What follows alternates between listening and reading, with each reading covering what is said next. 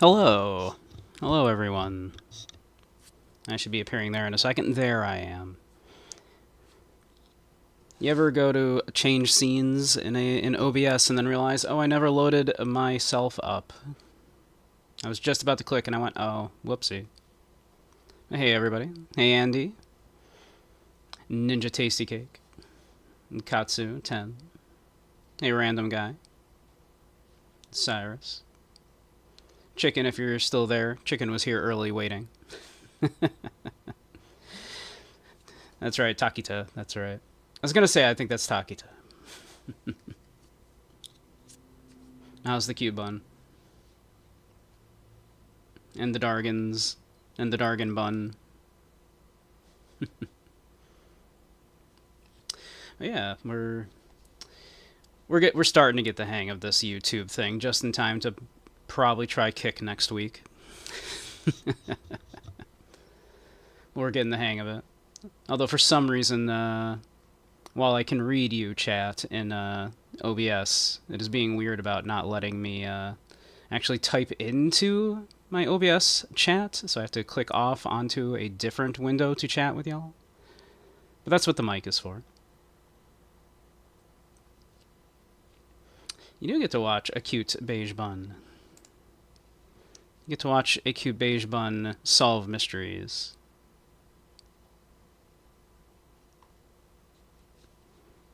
Let's get that up and going, why don't we?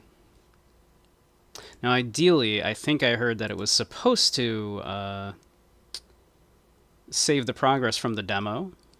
So we might be able to pick up from where we left off on the demo, but if not, hey, we'll get a little refresher. That's probably not a bad idea for a detective game anyway. Oh, and of course it has to patch real quick. It literally released yesterday. Probably the most timely of games I've ever played. Dargan bun for the win. We have Dargans and buns and Dargan buns.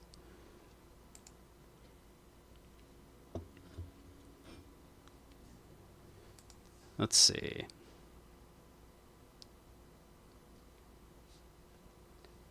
Looking at jacket options, did you get white, purple, or Gary? Purple is always a nice color, and gray, but gray works with almost everything.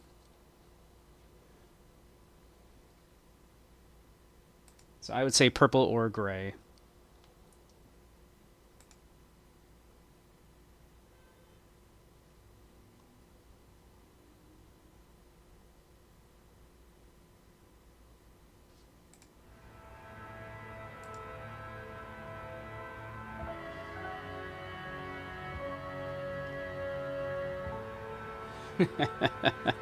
I assume that's what you meant.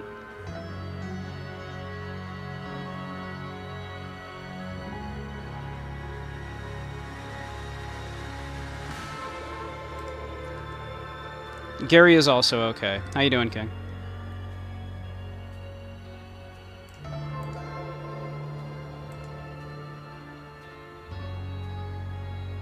There we go. Rise of the Golden Idol. There it is. There's Rise of the Golden Idol.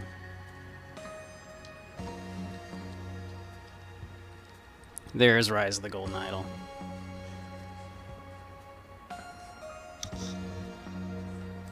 Let's check out the settings. These are probably all fine. Maybe we'll knock the master volume down just a touch, because these things tend to be loud. Purple is a great color. One of, if not the best, yes. My dream, I know. I've been waiting for more Golden Idol. Ever since finishing the last Curse of the Golden Idol DLC, I was like, oh man, I just need more of this. Just give me more of this. Just continue to make these, and I will continue to just buy these forever. I, in fact, even went and, pre-purchased their little thing for any future DLC at a discount. So, because I'm going to play these games. I love me these games. Actually, did it say skip to chapter 2? I think it did, actually. One moment. Game will solve scenarios. Yeah. Well, we'll see. This game, you will solve scenarios involving murder and other strange events. You know, honestly, like, some of y'all probably missed when I played the demo anyway. Might be worth just playing it through again. You'll do this by dragging words into the correct slots within sentences. Solve this example puzzle. Police needed to gather blank to prove that the death had been a blank. Prove evidence to prove that the death had been a murder. I'm sure that's as complicated as this will ever get. To solve a scenario, you must first explore the location by clicking on all hotspots and gathering all words. A baton. A rubber baton. We have Morgue Braca with a list of names of patients in the special care unit. That's what you said during the demo, King, that this was a smart person game, yeah. I don't know about that, because I've played them, so I don't know. I don't think you have to be smart. You think that guy might be? He might be. You know, he hasn't committed a murder yet. This guy is still alive, as far as we can tell. So we have a list of patients in Special Care Unit C. Whole bunch of names there, all added. Sweet Pines, a pack of Sweet Pine cigarettes. A ring of keys. Morgue Braca, prison, asylum, hotel.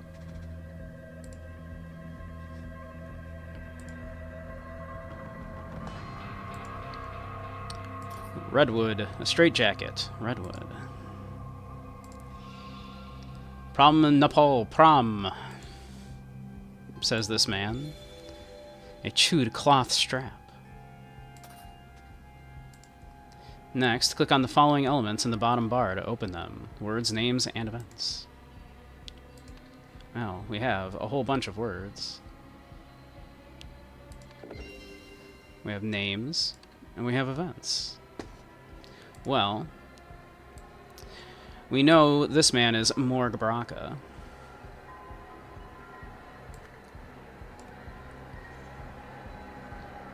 Where's Braca? Morgue Braca. But now, who is this man?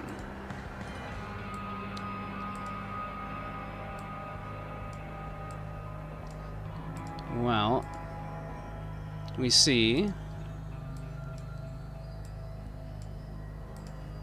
he had a list of patients here. So, of the people that we see that are here, it's probably not Alexander Jensen, although it could be.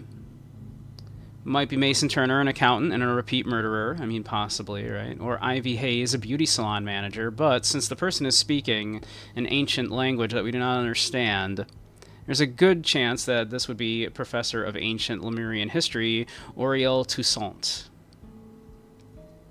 And if you've played the first game, Lemurian, this area rings a bell already for you as being an important thing in that first game. So we know this is Auriel Toussaint.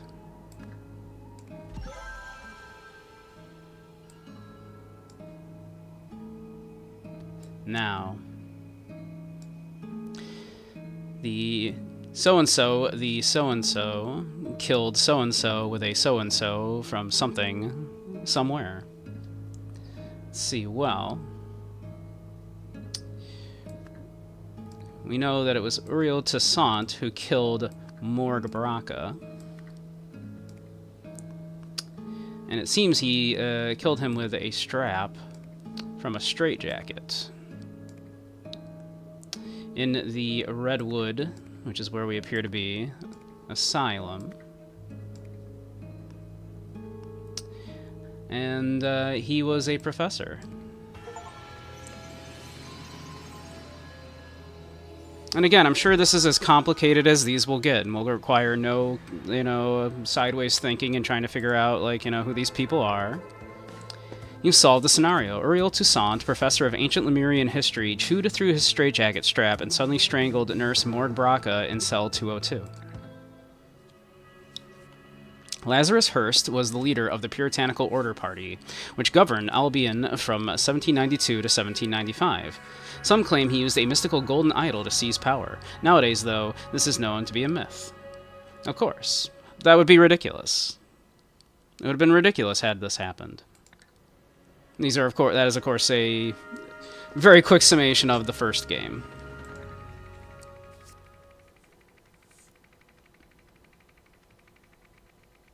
Not a murder until the heart stops, it's true. We didn't witness a murder. We simply witnessed a strangling in progress. Chapter 1, The Curse, which a strange threat looms over New Wells.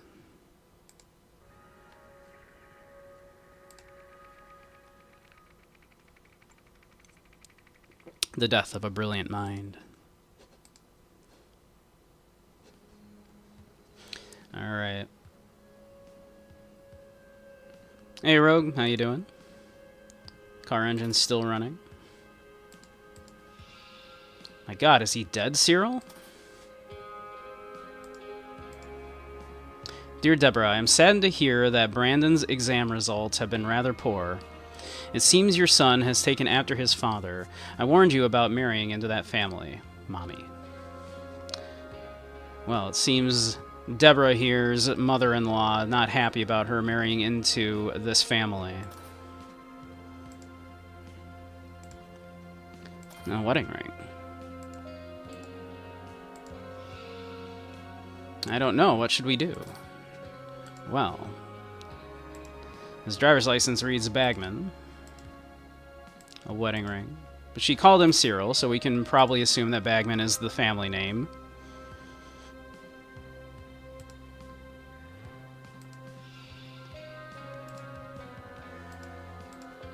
A red pen. The man is not breathing. He slipped on, went for, fell from, or collided with.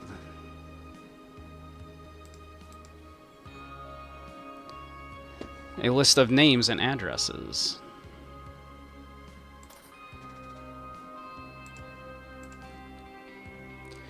Sir, which of these speech titles do you prefer for the graduation ceremony at Imperial University?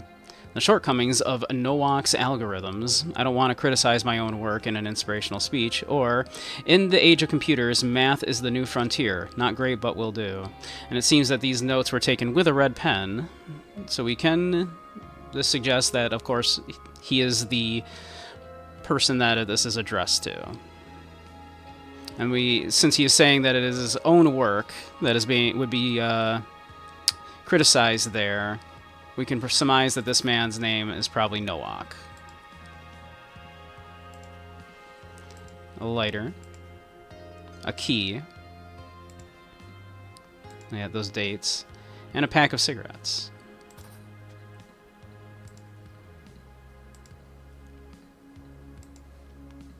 We have cigarettes there. And Warbridge, property of Sir Isaac. Arrange for a taxi to be here at 6 p.m. I have a meeting at 45C Stockyard Street. IN. So, IN. We knew that man's last name was Nowak, and it says Isaac here. So, Isaac Nowak. Or Nowak Isaac.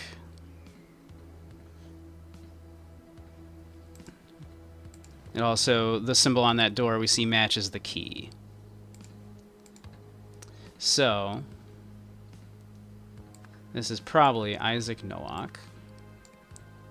You know, this is the Bagman family.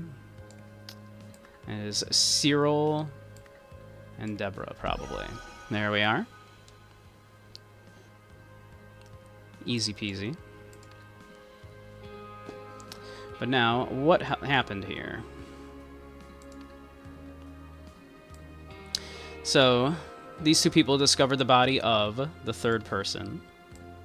So we know Cyril and Deborah. discovered the body of Isaac Nowak. Was there because he... And now, if we look around the scene, as I recall, initially you would think he was going up to get cigarettes, but you see that the cigarettes there are not his brand of cigarette. And plus, he had a full pack of cigarettes anyway. So if we see here, though, we see that there's a bit of torn yellow fabric there, which matches his shirt. So we can surmise, of course, that he fell from the bridge.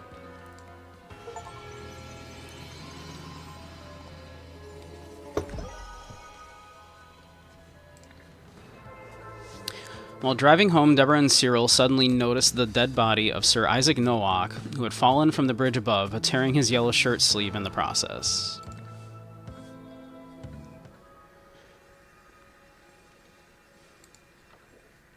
Thank you for your cooperation. We are happy to cover Brandon's tuition fees, provided our arrangement lasts. From your side, we expect complete confidentiality about our motivation for funding Brandon. Any breach of this confidentiality will result in a swift termination of funding. Sincerely, the Rare Talent Fund. Now, Brandon was the name of the child of the Bagmans there. So it looks like we are already working on a larger mystery. A few months later, the famous scientist was discovered by the... So we know that that would be the famous scientist Isaac Nowak was discovered by the Bagman couple. And a few days later, so-and-so offered to fund... So we know that would be Brandon Bagman.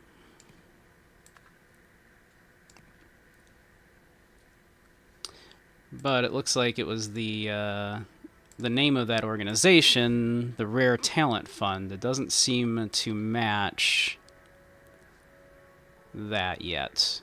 So then this is obviously the name of a person because it's in red.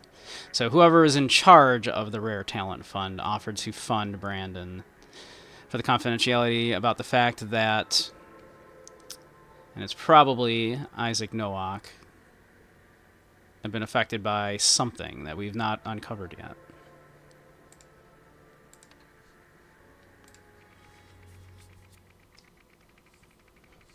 Under construction, a brutal blue-collar departure.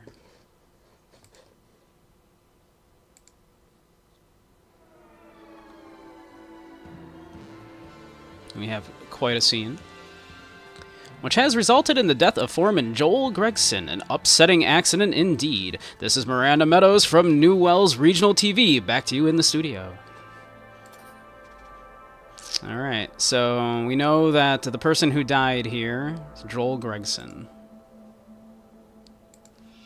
So, this would probably be Joel right here.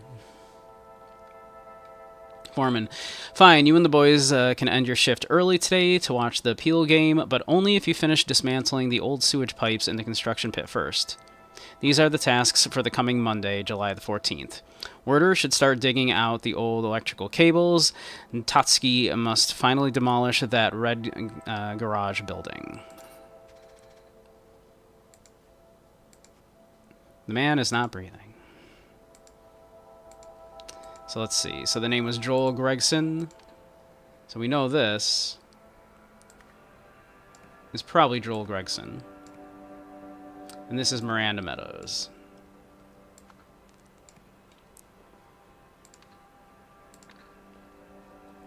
So, look, my vehicle's been out of order since yesterday. I requested the repair team. You can check with the head office. So you're saying that the vehicle has not been worked on since July 10th? Let me note this down, Mr. Jenkins. This is Inspector Roy Sampson. And we know this is Jenkins.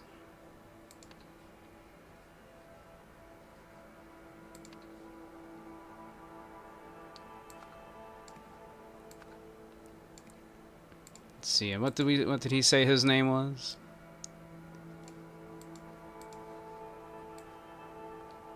Mr. Jenkins. Oh no, so this is Mr. Jenkins. This is Roy Sampson.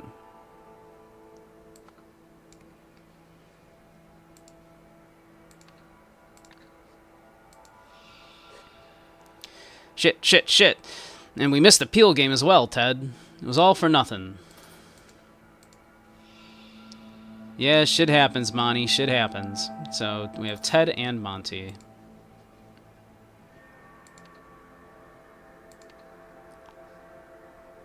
So this is Ted.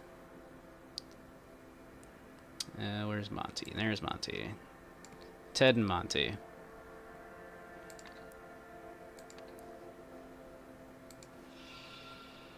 Hey, Roy, come here, quick.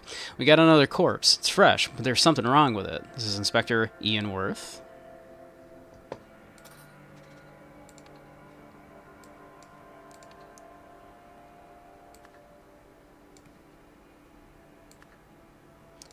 Doing these kind of methodically like this will save you headaches in the future.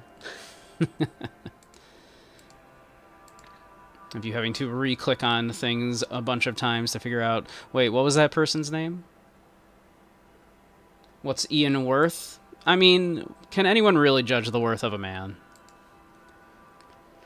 Alright. So, this would appear to be the one that belongs to Ted here. This is Ted's vehicle. When operating grade 2 heavy machinery, such as a demolisher, excavator, or cutter, check the machine's status lights. Report to the service team if you see any errors. And we see this looks fine. This looks fine. This, however, is not. Best bill.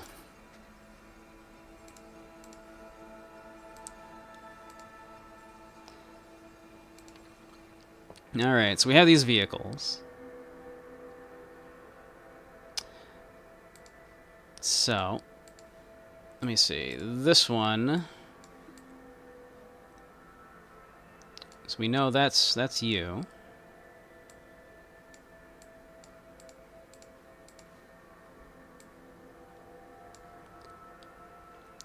And let's see.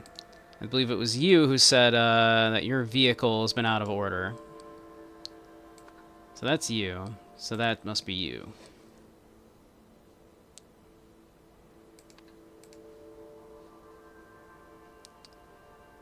So, which of these is which? Now, the foreman here had a list on here. Fine, you and the boys can end your shift early today, watch the game. Let's see, so Werder should start by digging out the old electrical cables. Trotsky must finally demolish that red garage building.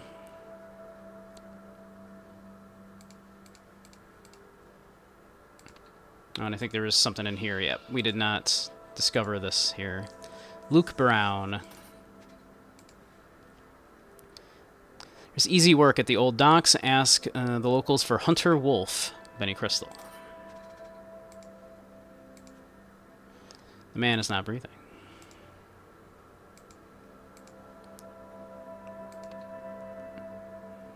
All right.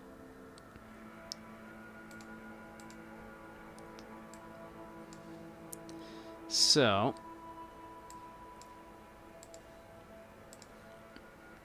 we're going to start digging out the old electrical cables. So, Werder would be one of these two. Werder, to dig out electrical cables, you would assume to dig would be this device here, right? So that's probably Werder.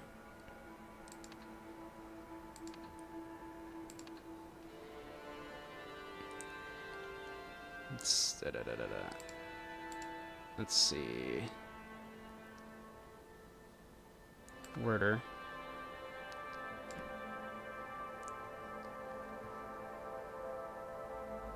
Let's see. You were Bill Jenkins, I believe. This is Mug said best Bill, I believe. And let's see. What was the man in the pipe's name again?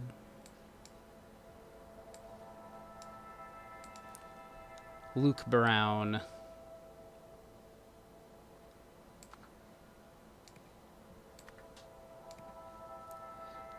So let's see. What's left then? Monty, McWhorter, Jenkins.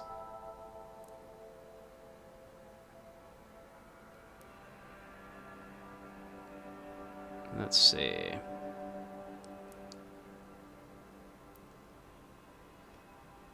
And then this was a Benny Crystal, which whoever that is not here. So, process of elimination here. Trotsky? There we go. Yep. Alright. Process of elimination, that is Monty Trotsky. Okay, so we got the names. Now the vehicles.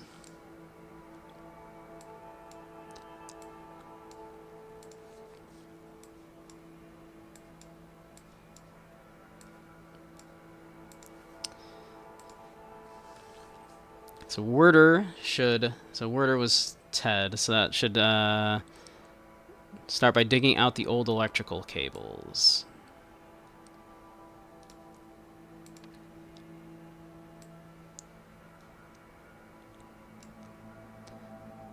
So that's probably the excavator. That would be the demolisher, probably. And then that... which would leave that the cutter. There we go. X Trotsky a question? Ha ha ha. Ha ha ha. Alright. Which just leaves us now with putting this all together. So... somebody used the whatever onto the whatever. This resulted in the death of... so we know that it was Joel that died. Following this, the body of Luke Brown was found. Alright. So... we know that it couldn't have been the cutter that was used, because the cutter is out of commission. So, it was probably... he probably used the excavator on the sewage pipe.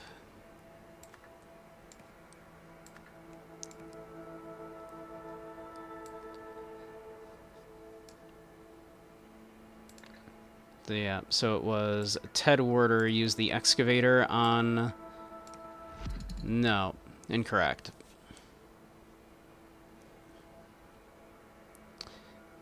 Was it Monty? There we go. So it was Monty Trotsky using the demolisher somehow, which looks like just the worst idea you could possibly have done. Of all those... yeah, of all those options, that is the dumbest way they could have gone about doing that, I feel.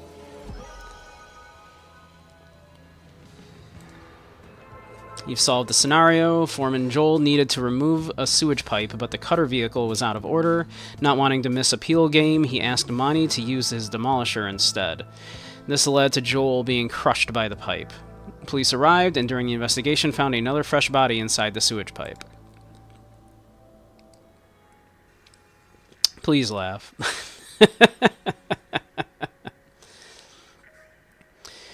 You have seen his body. It would be a shame if it got out that the man who was an inspiration to the world was just another junkie, like one of those homeless deadbeats. Don't worry, I won't tell anyone, but there are those who might. I suggest you talk to the commissioner. And there's a little strange symbol here.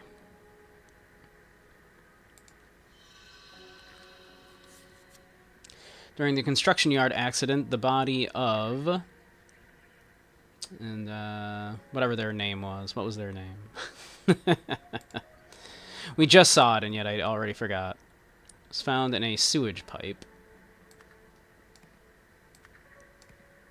Afflicted by a strange condition the police have named, and we don't know yet. Let's see. What was his name again?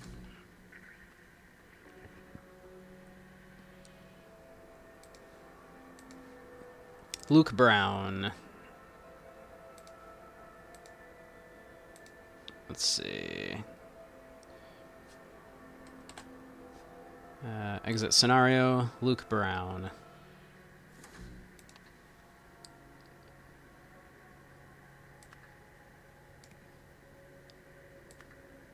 Luke Brown.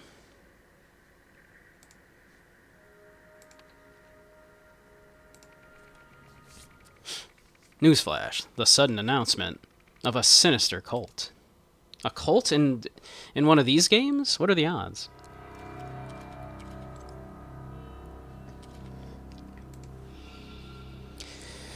It's alright, apparently 9th District needs help, so I've been promoted to homicide lead here. Besides, if this is some drug cult thing, it's definitely out of my wheelhouse. There's Roy Sampson again. Roy, get to Sebastian's office immediately and bring these case files of yours. Possum 13, Beetle 4, Cougar 9. Whatever those could mean.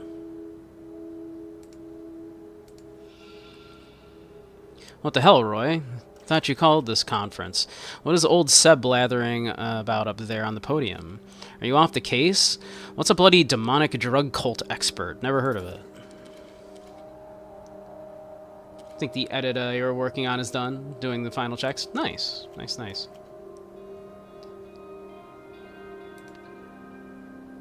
So we know this is good old Roy Sampson.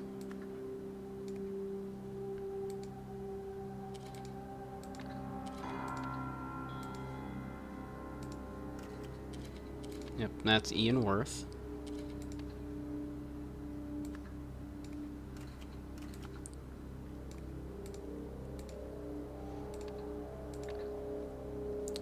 And it seems this is probably Sebastian.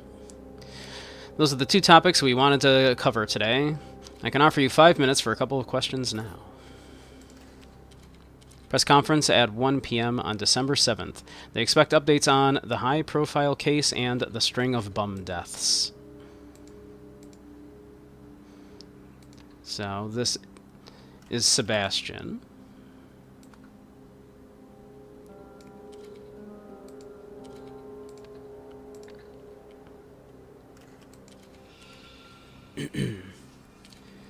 Is the family going to press charges against the municipality? I'm thankful for our police force. It is one of the few corruption-free institutions we have. Imagine. Now that's the true, like, I'm sorry, what?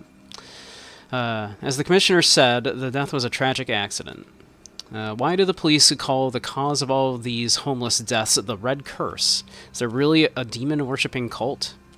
It's just shorthand. We strongly believe the deaths are linked to a demon-worshipping drug cult, and we plan to involve experts from out of state. Are you considering any of the explanations other than a connection to drugs? For instance, a deliberate assassination through telepathy. We deal with real crime, sir, not fantasy. Next question, please. Oh, well. Alright, during the conference, we know this is Sebastian. Claimed the case blank was a blank. The case blank has a strong blank blank.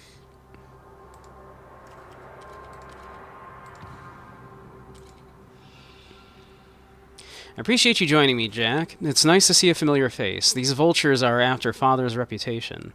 I convinced the police to release his body today, so we can start preparing for the funeral. Unfortunately, it will have to be a closed casket ceremony. The fall has disfigured his face. To the rest of the executive team, I appreciate the offers to take time off to mourn, but we must prove that the International Knowledge Foundation can function without its creator. Therefore, I will continue leading it. All Foundation projects listed below should proceed uninterrupted. The Third World Light, the Wisdom Interconnected, and Rare Talent Fund, which was the name of that organization that was funding Brandon Bagman.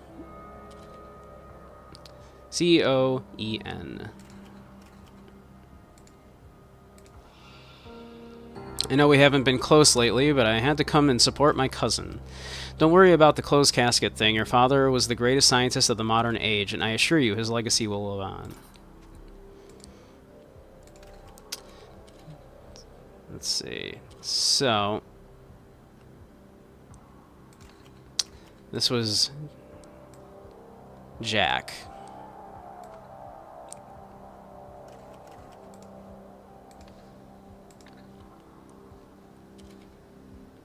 Alright.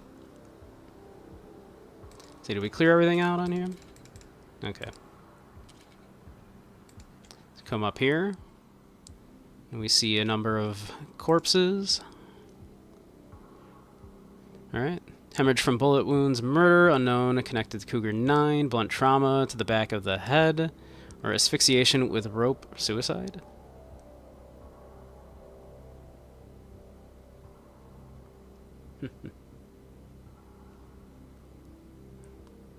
Aw, I'm sorry, chicken. Did it ping in the Discord this time? It should have.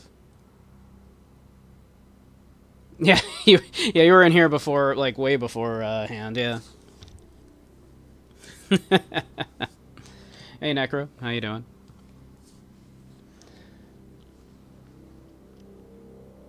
But alright.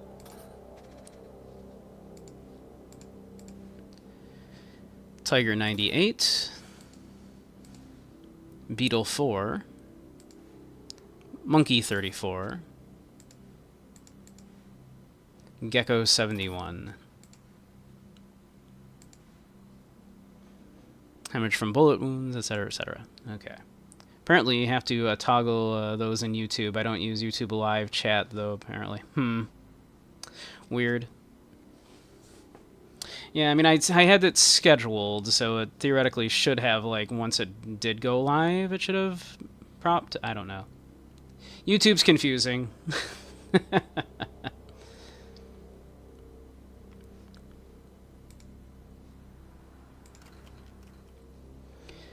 Alright. Okay, we have a discarded picture here. On the neck there, looks to be a familiar symbol. Body lies on table.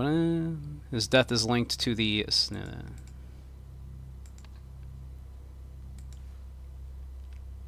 Welcome to the Wisdom Interconnected Network. Please input query. Computer, let me in. Command not recognized. Please input query. This is how I used to think computers worked. Dear Mr. Walsh, congratulations on becoming Wisdom Interconnected's newest board member. Our next board meeting is in June, after which you will receive biannual remuneration. Meanwhile, please accept the latest Dock 2 computing machine as a token of our appreciation. He's apparently not very good with it. Name closed. Opened on December 4th, 1977, led by Roy Sampson, deceased Sir Isaac Nowak, world-famed scientist and philanthropist. Living relatives, Elizabeth Nowak, Adam Nowak, and Jack Nowak. So we know that's those two out there, Jack and Elizabeth, then. We finally have those names.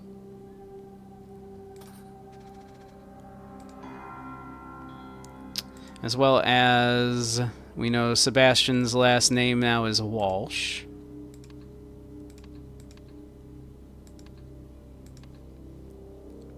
So this is Sebastian Walsh. And we know this is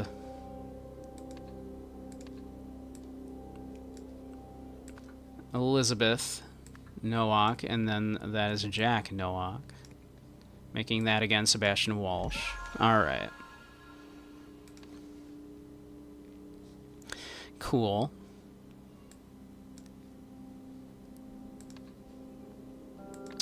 So, there's still a few words we've not uncovered. Case name Possum 13, small canal case. Opened December 1st. led by Roy again. Deceased is a homeless individual, alias Dirty William, found in a container at the old docks on Stockyard Street. Cause of death unknown, but clearly connected to Cougar 9.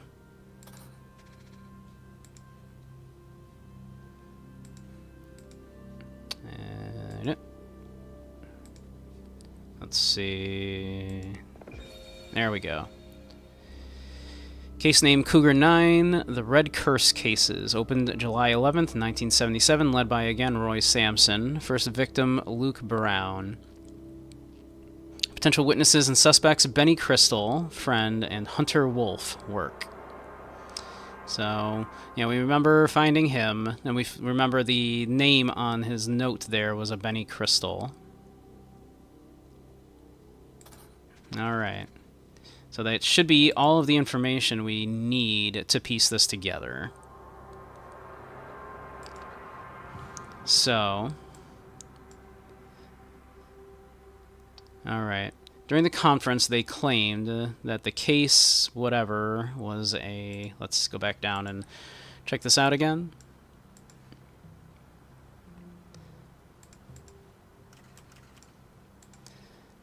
Alright. Thankful to the police force, one of the few corruption-free, the commissioner said the death was a tragic accident.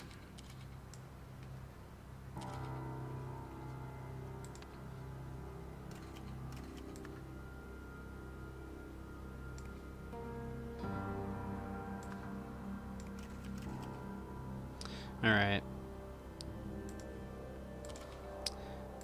Let's see.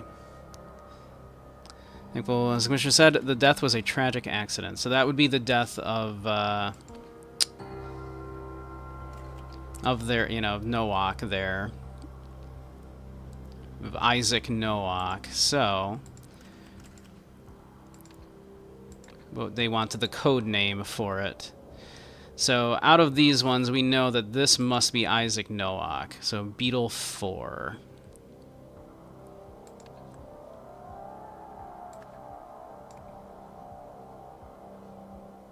Because, one, the face is disfigured. And we see that the mark on the neck matches.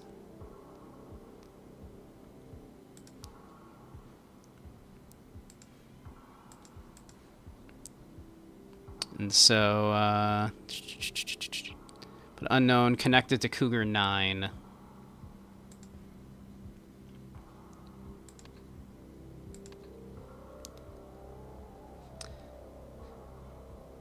And that the Cougar 9 has a strong drug connection? Correct, okay. Obviously, it helps that, yeah, I did this demo, like, what, just about a month ago, so some of the finer details are, you know... I don't remember all of the finer details, but some of the broad strokes I remember quite well. Alright. So, this is a picture of Isaac from the case... What was the case? Beetle 4. His body lies on table... What was that one?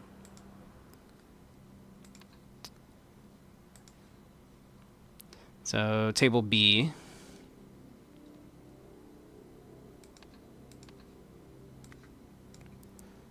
His death is linked to the Red Curse. There we are.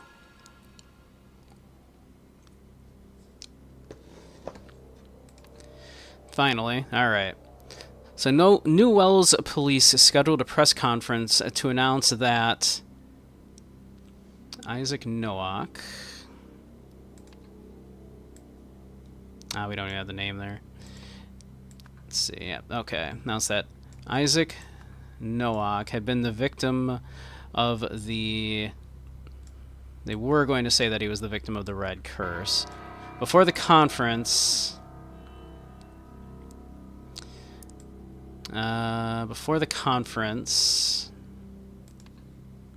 then Elizabeth, because Elizabeth is the CEO of the company there, offered Sebastian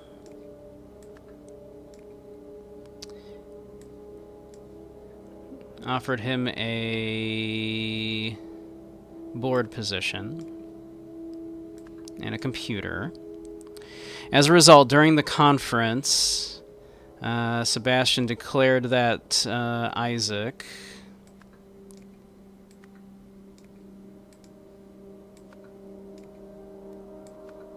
had been the victim of a tragic accident, is what he said.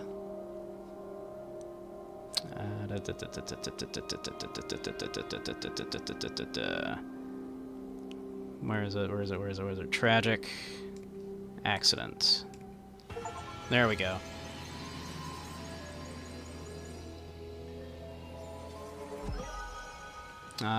Thank you, Katsu. Yeah, it's been rough. It's rough streaming on YouTube. It's just not the same. But yeah, another couple weeks, we'll make it. We'll try out Kick probably next week, I'm thinking. Unless this does absolute gangbusters and convinces me to stick it out on YouTube. You solved the scenario. The day the conference was announced, Elizabeth Nowak visited Police Commissioner Sebastian Walsh and offered him a lucrative board position with one of the foundations she led. In exchange, she wanted him to hide facts about her father's death. Sebastian accepted the proposal. He swiftly promoted Roy Sampson to another position and took over the conference announcements. Good for Roy getting a promotion at least. Summary of evidence. To Roy Sampson, December 6, 1977. Beetle 4 had the same affliction as Cougar 9, strong. Beetle 4 and Cougar 9 had the same cause of death, weak. Foreign substance present, Cougar 9 0, Beetle 4 0. So, it is almost certain that those two deaths were not actually connected.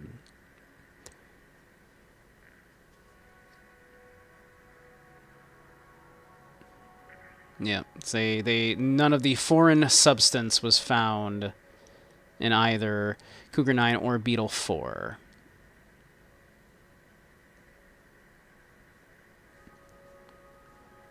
But whatever it was an affliction rather than some sort of substance.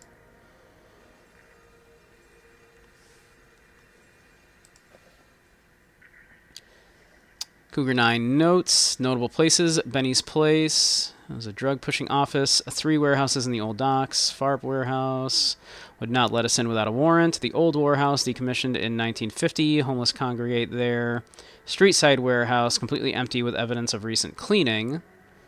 So, notable witnesses and suspects. Benny Crystal claims he hardly knew Luke Brown, and they were not friendly.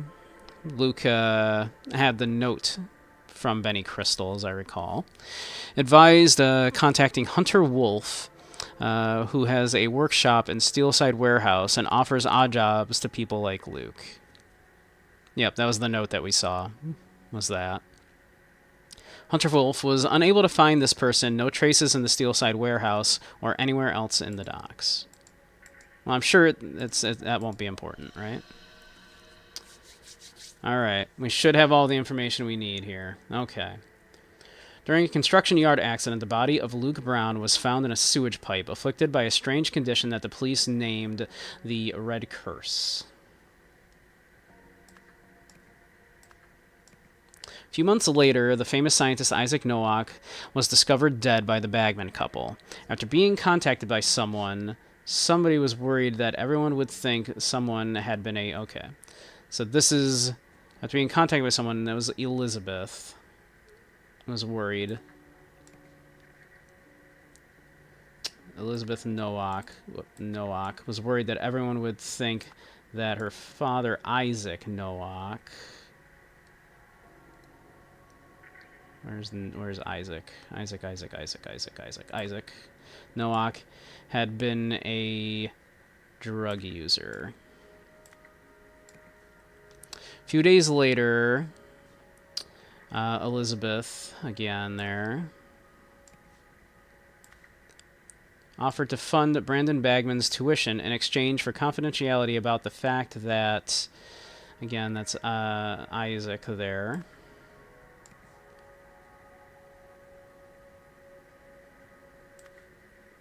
had been affected by the Red Curse. Hours before the conference, so that'd be Sebastian, was offered a similar deal, but that was his being named a member of the board of one of her institutions there. So that was Sebastian. What was Sebastian's last name? Was it Walsh? What's Sebastian's name again?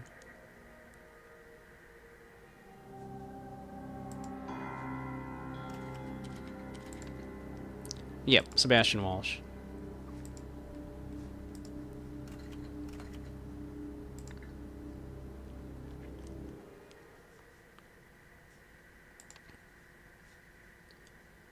Sebastian Walsh. It's offered a similar deal and took it. However, the laboratory investigation found zero evidence that either... That was the...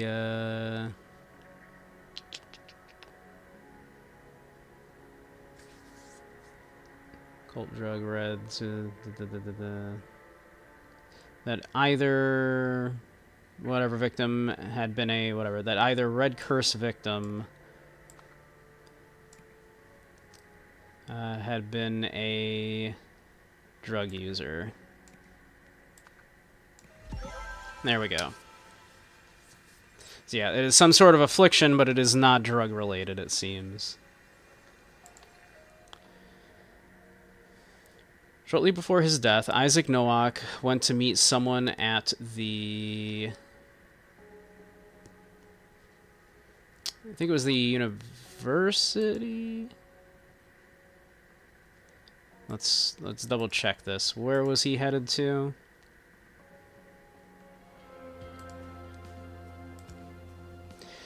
Graduating at the Imperial University. So yeah, he was heading to the Imperial University.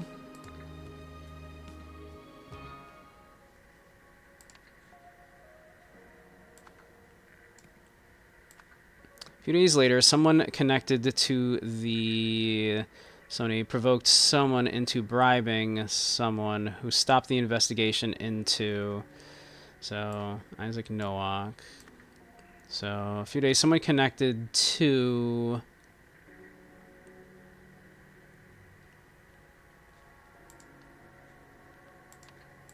Let's see.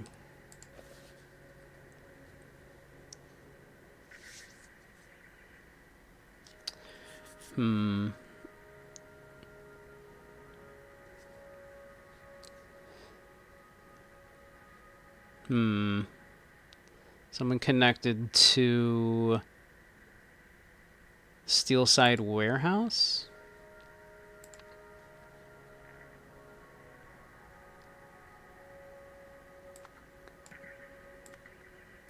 The provoked Elizabeth into bribing Sebastian.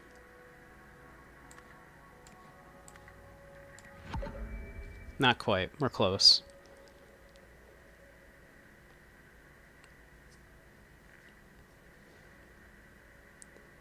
Someone connected to...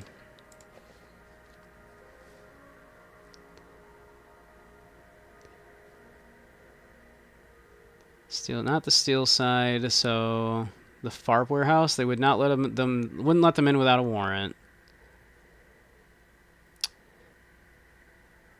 I mean, it was affecting a lot of homeless people, and homeless people go to the old warehouse? They congregate there at the old warehouse? No. In fact, that's more things incorrect than it was. So it was the Steelside Warehouse. So something else here is incorrect.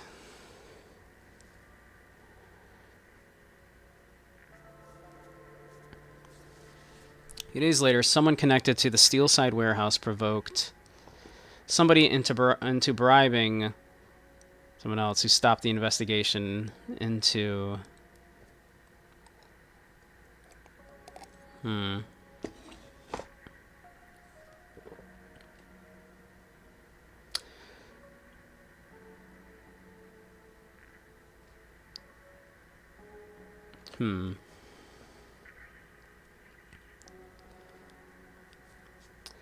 So who at the Steelside warehouse provoked who then into not looking into whose death here? Notable places: Benny's place, drug pushing. Yeah, that's it. So the old warehouse, decommissioned, and the homeless congregate there, and we know that part is correct. Contacting Hunter Wolf, who's has a workshop in the Steelside warehouse and offers odd jobs.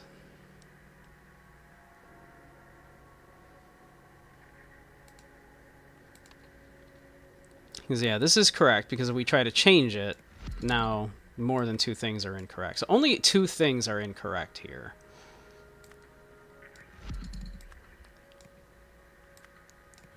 Yeah, so only 2 things are incorrect here.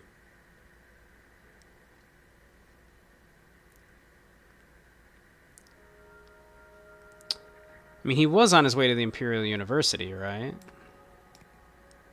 Yeah. No. Apparently not, because changing that... okay. So where was Isaac actually on his way to, then, if not there? That's the part we got wrong. Where was Isaac headed, if not the university? Was he headed to the same warehouse? Was he also heading to the Steelside warehouse?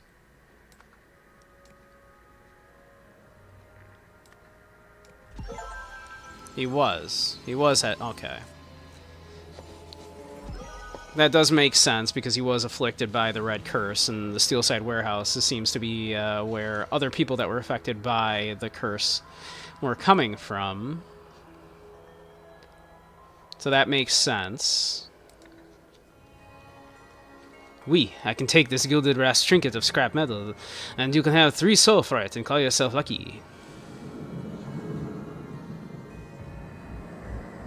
I mean, I'm sure that idol there that appears to be somewhat golden is of no significance.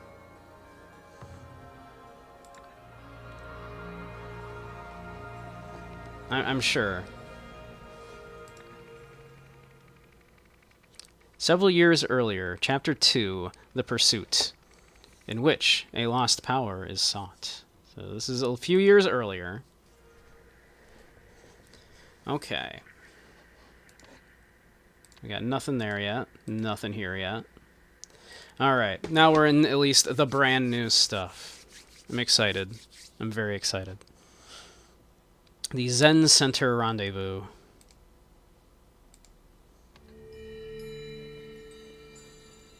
Alright. The events that took place at the blank on August blank, 1974, resulted in blank. Alright, what happened here? What are we looking at?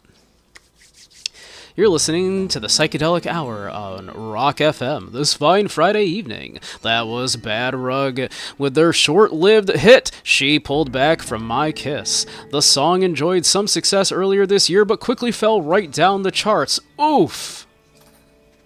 I love that song. See, now would have been a really funny time if I were on Twitch to do a uke redeem and be like, hey, play that song, Bunky. True, he always was a thief, but did it have to go that way? Before the new dawn, night must fall, I suppose. Credit card, Opig Inc. Play that song, Bunky. Tell you what. So, if someone donates, I'll do it. The only way to donate right now would be through Steam Labs, but I will just improv. This woman is crying. Yes, if someone donates, I will improv She Pulled Back From My Kiss by Bad Rug.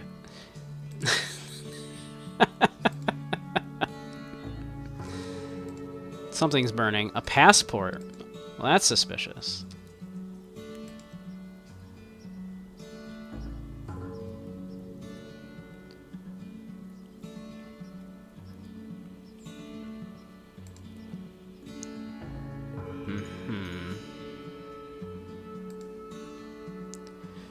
Delay the order 2 till September. Delay the other 2 till September, rather. Hi, it's your favorite ex-husband. You'll be pleased to hear I'm finally getting sober. As part of the process, I'd like to make amends with you. For starters, I've decided to return the Lankan artifact I took in the divorce. All I ask in exchange is your forgiveness. If you're free on Friday, I could bring it then. Let me know. Okay. This is the Chief Auditor from OPIG's Finance Department. I've been going through your Foundation's recent payments history, and frankly, you seem to be robbing us blind. Unless you can explain yourself, you can expect a visit from me on Friday, when I'll have to confiscate your credit card, and any assets you brought with it. Okay. Well, she still has the credit card on her. So it's not Friday yet, if that's important. Hey, it's me, your trusty colleague. Sorry I've been off the radar. I've been keeping my head down at the Dragonfly Inn. I'll swing by on Friday with our new pointy-eared friend. Pointy-eared friend. Remember, I'm going to need Plan B rates for this one, not like the other 7. 7? Now that we're parting ways, I'll also need that passport we discussed, which she is in the process of burning.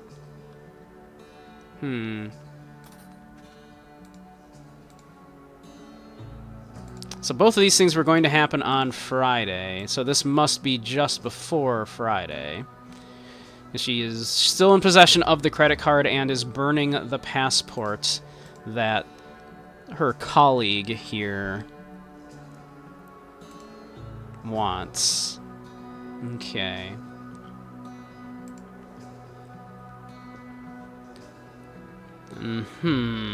Okay.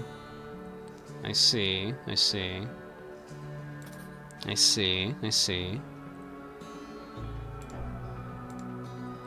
Aha, so we have a crescent moon, which would imply that today must be sometime, oh, that would be a half one, so actually it would have to be, this is probably like the 8th or the 9th around here. It's somewhere in this these couple of days. We must be here somewhere. Yeah.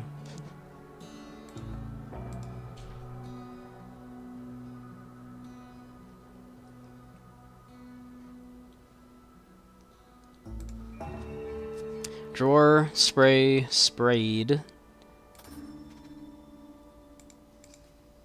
A spray can. Appears to be... have a blue top, but there's a green top here. Ah, and there's green spray paint here, which looks like there's some on here as well, with what looks like maybe fingerprints?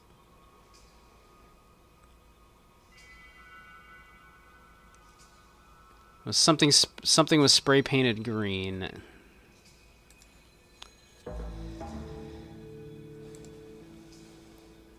And 10,000 monies of some sort. A towel. And strange artifacts. This one does look green.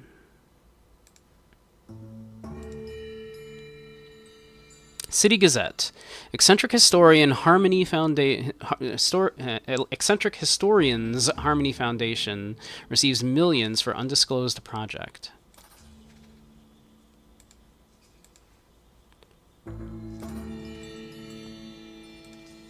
Strange artifact. A strange artifact.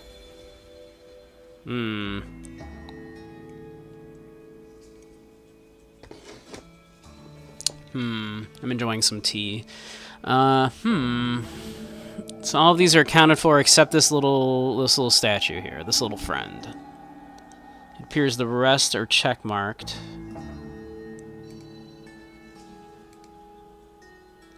We have all of the words now. So theoretically... Alright.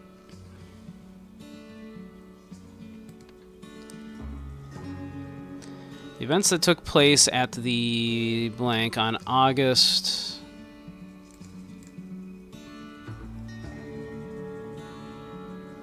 I feel like this has got to be like the 9th. Because it's not Friday yet.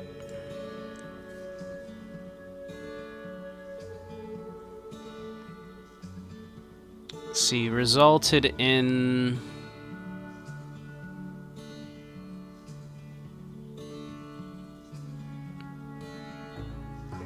I mean, it seems like stolen property, right? Is what we're looking at here?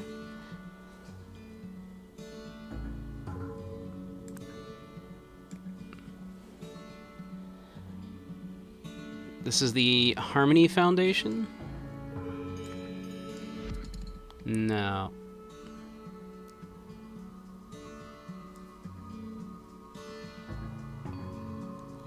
Someone's breakdown? No. Like, this place was called the Harmony Foundation, correct?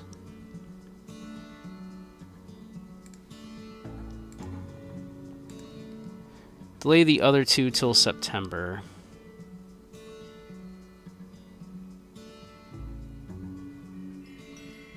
What does that mean?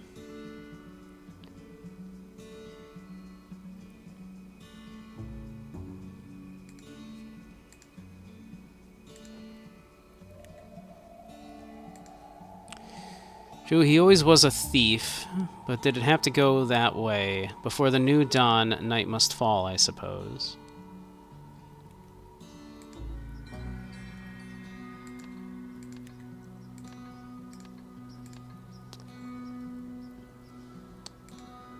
Yeah, this is the Harmony Foundation.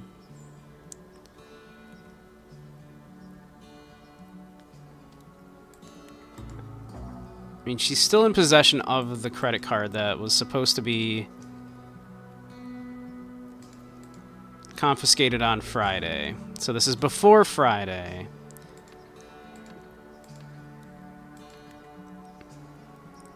I mean, is it the 8th?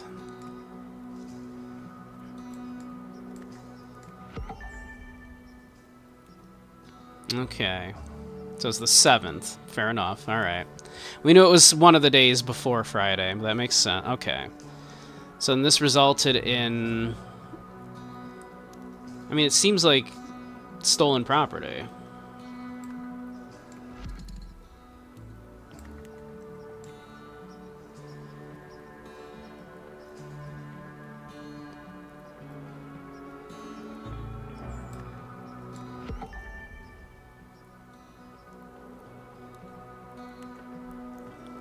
In...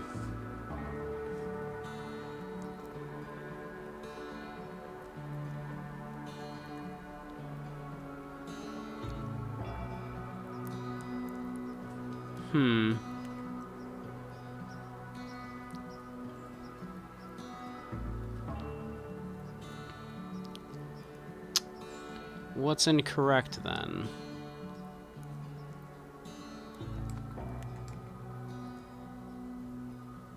The date is still incorrect? How can that be?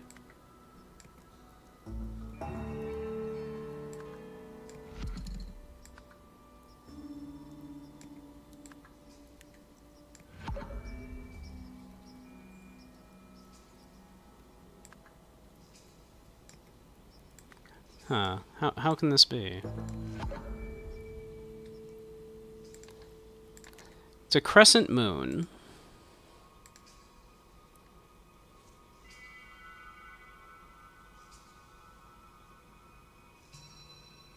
Oh, it would have to be like the 2nd or something. Is that right? No, it would have to be like one of these days, right? But before Friday.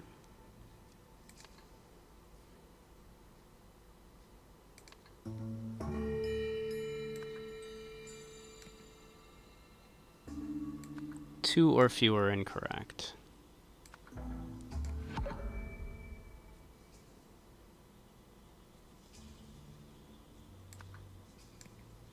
But now but that didn't make it any more incorrect. So how is this still wrong?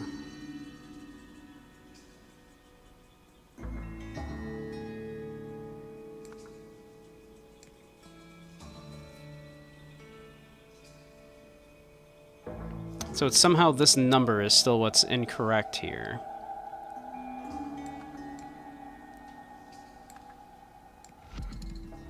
And now it's more incorrect.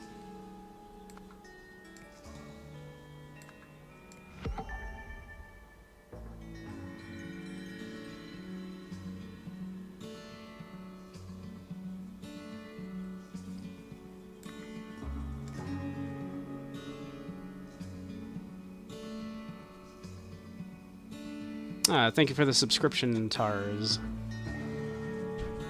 This particular puzzle is messing with my brain here.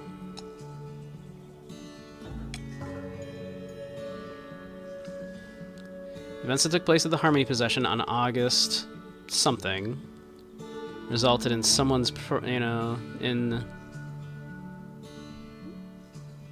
it's someone's breakdown.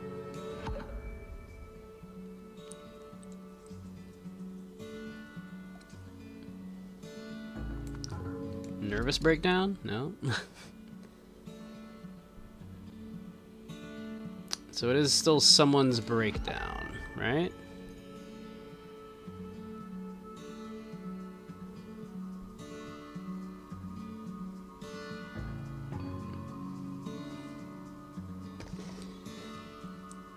And I mean, this is definitely, yeah, the Harmony Foundation. So it's still this date that must be wrong.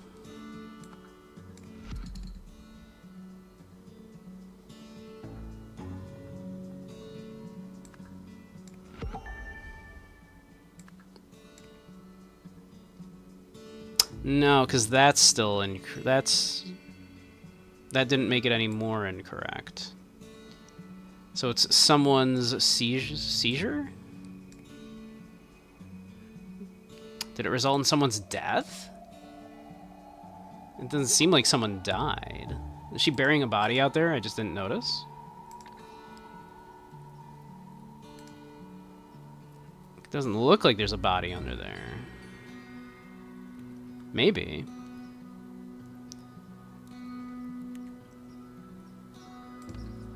I'm missing something here. What am I not putting together? Events that took place at the Harmony Foundation on whatever the date is.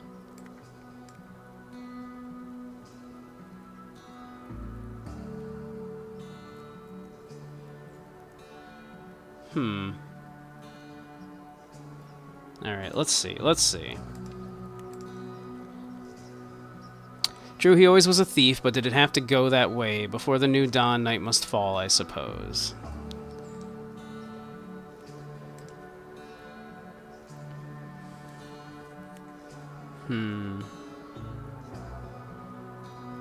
Did it have to go down that way? So was it someone's death?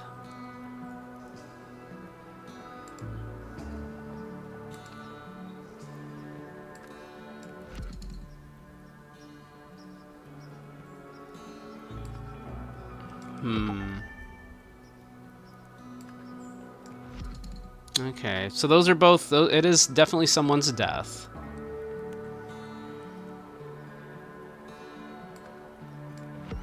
I guess she's burying a body there and covering it up under the Zen garden. Okay. Let's see, there's green paint right there.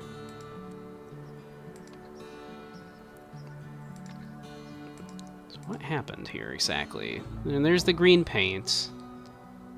With some green paint there. And it looks like there's green paint there as well.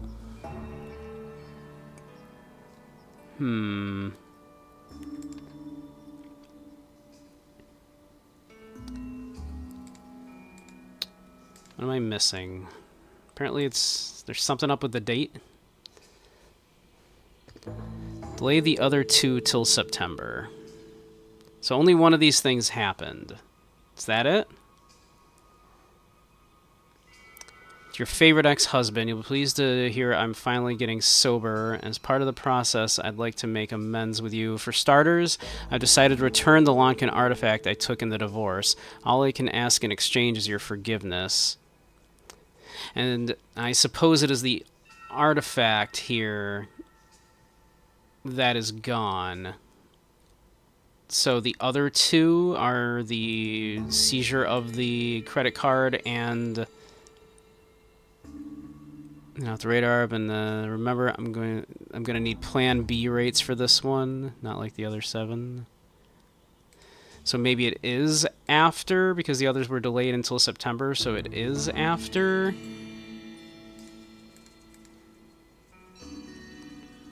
Let's see, so... Oh, that would make sense, because it's going this... Right? Because, yeah, it's a crescent, so it would have to be after... Okay. So it is after... Okay. I get it. That's what that meant by delay the other 2, was 2 of these things weren't happening. I'm not sure who had control over that. So instead, we must be looking at probably like the 30th or something.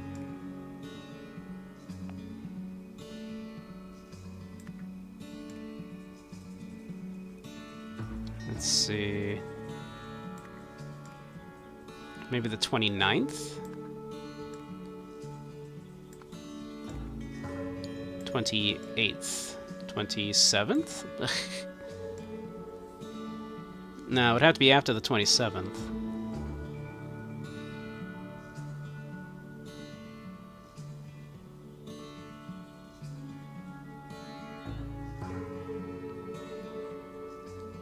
It's getting less and less.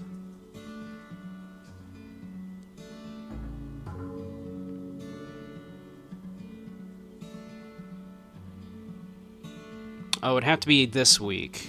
Because it's not, it's a crescent, but it's not completely gone yet. So it'd have to be this week at some point. Okay. Okay, got it. Alright. Something about that was messing with my brain, those lunar cycles there. I don't know why. Alright, we're getting it.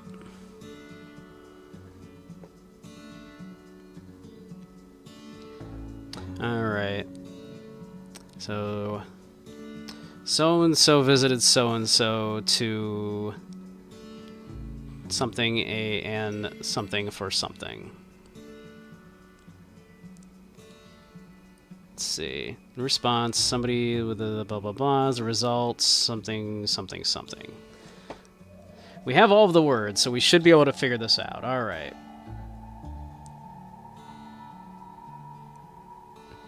Alright.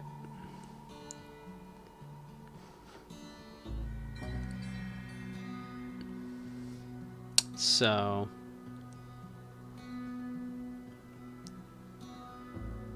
that was going to be to return an artifact for forgiveness. So ex-husband wanted, whoops, ex-husband visited historian to return an artifact for forgiveness, right? During the meeting, ex-husband suddenly tried to...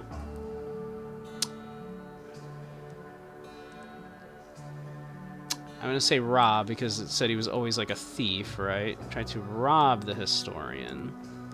In response, historian...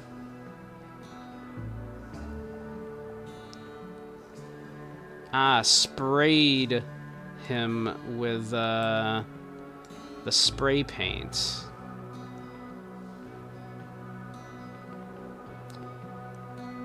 Or was it pepper spray then?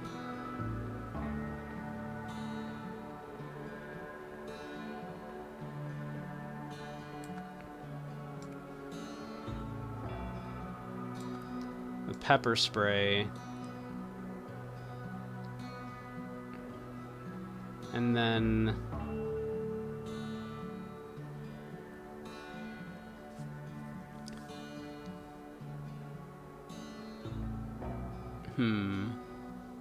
Gonna lurk? Need music? Okay. Enjoy, Katsu.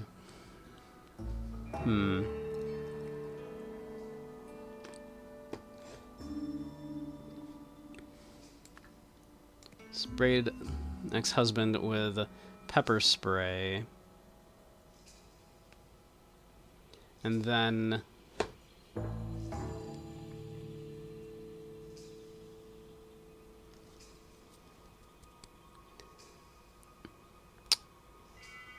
opened a safe? Looks like they opened the safe, right?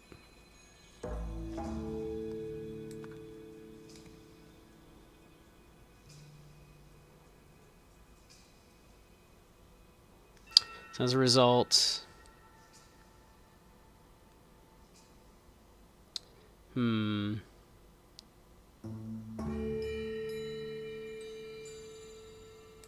Let's take a look at this scene. Let's figure this out a little bit better.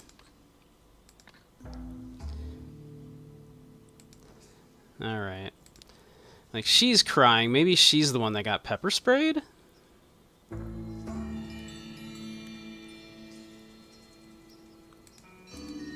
That's possible, I suppose. But alright.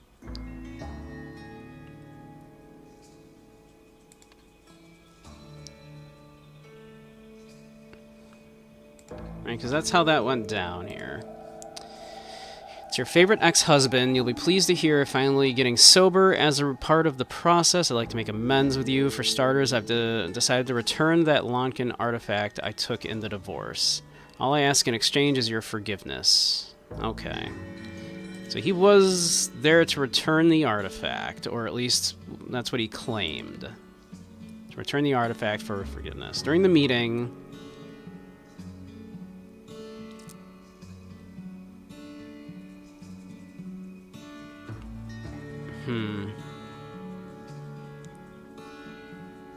Yeah, I think maybe it's the other way around.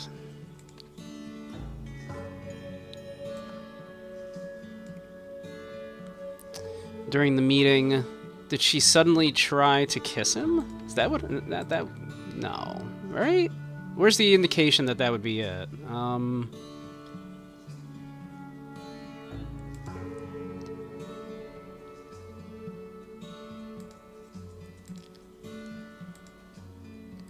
There's money. A strange artifact.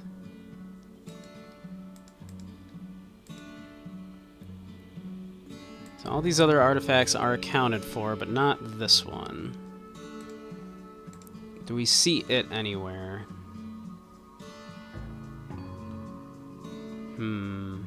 So I'm noticing like a theme with red pens.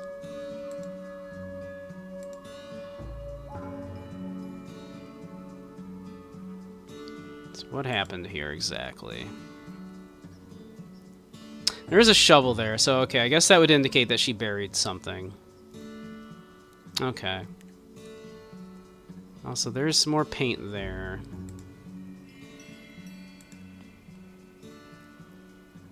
Passport's being burnt. Looks like she has paint on her fingers, actually. Okay.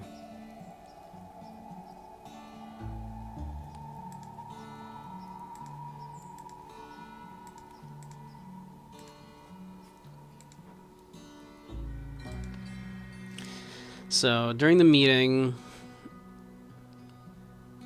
knew he was a thief, so yeah, I still think maybe ex-husband tried to rob her. Right? In response...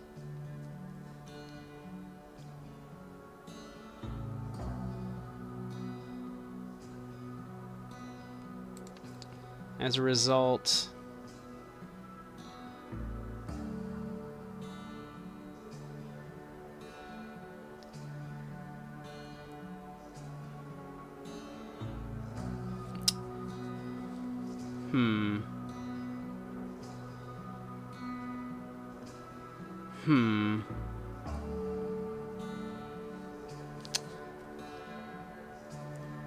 Having a hard time piecing this one together. Alright, there's wine there. There's wine there. So this was amicable for a little while, at least.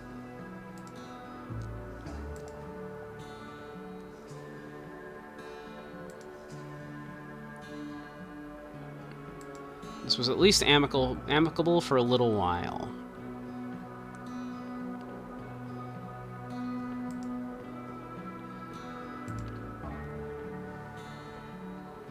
During the meeting...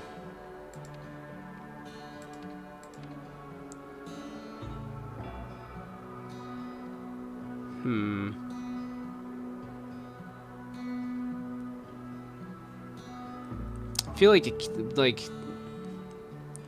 Who would have gone in for the kiss if there was a kiss going on? Which I don't see an indication for. I think that's a red herring. Response expo... let's see.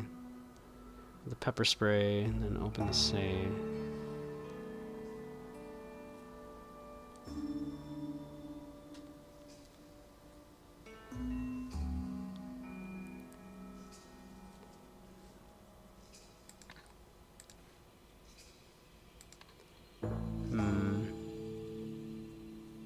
Safe at some point was opened.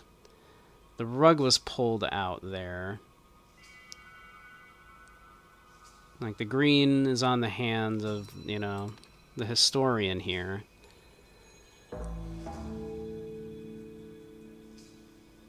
During the meeting, the suddenly tried to rob the historian. In response,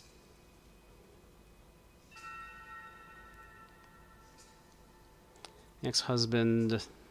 So the historian pulled the rug out?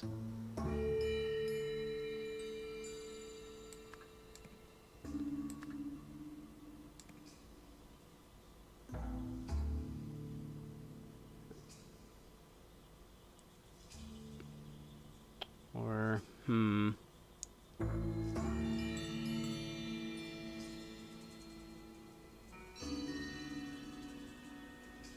Historian maybe this historian sprayed him with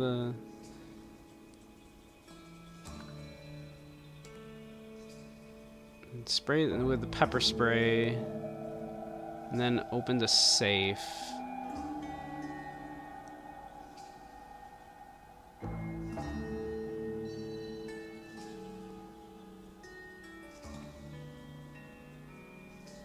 And pulled the rug. That's what it looks like happened here, is the rug was pulled. As a result, the ex-husband fell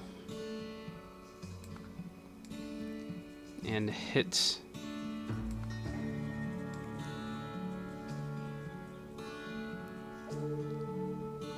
a safe? No. So he fell.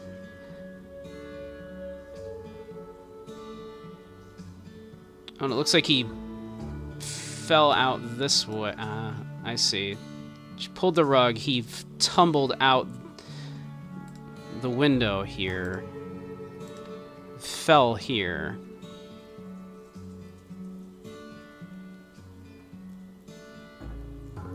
Yeah, okay. It's coming together.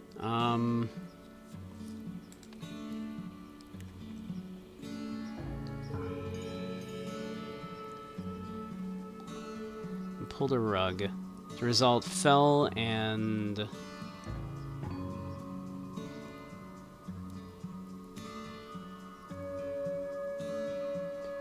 hit a... I mean, he hit the ground. Hit a rock.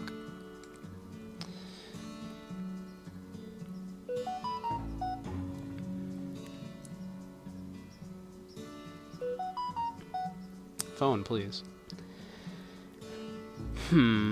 Alright, so what do we not have right here?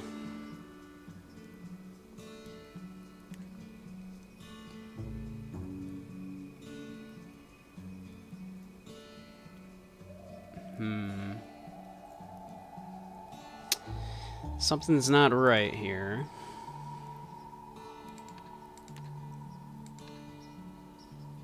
Something is not correct yet.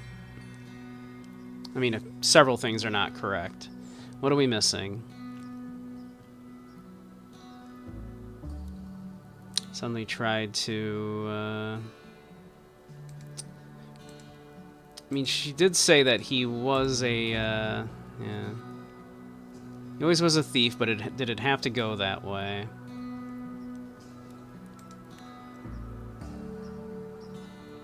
I mean, did he try to kiss her?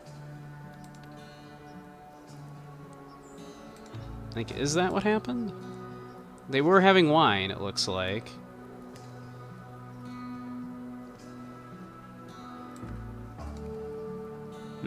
If so, we're still far off from being correct.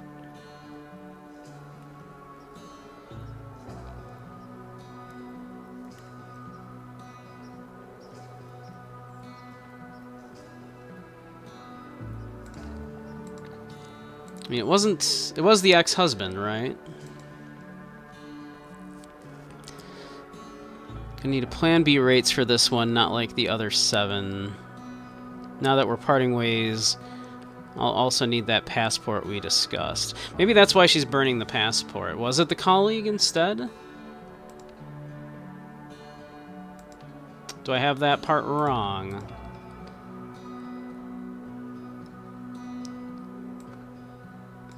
The colleague.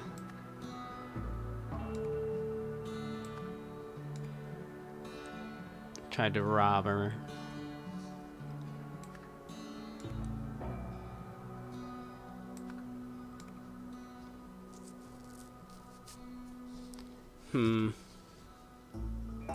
Like she is burning that passport. Yeah, but whatever it was amicable, right? There was wine out.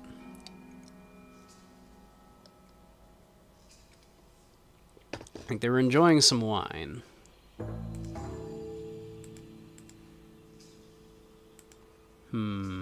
Is that the statue?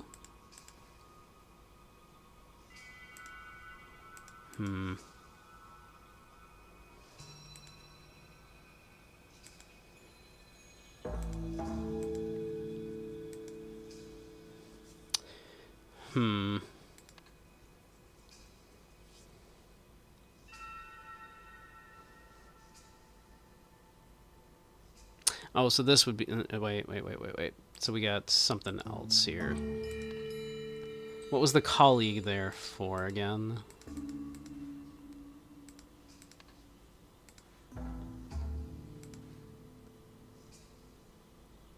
Swing by on Friday for our new pointy-eared friend. Ah, yeah, so that's the statue that's missing. Right, the pointy-eared statue. Got it. Alright.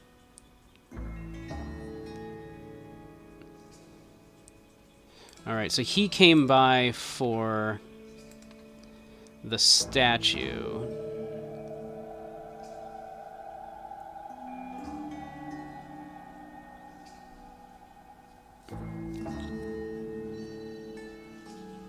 So he wanted to...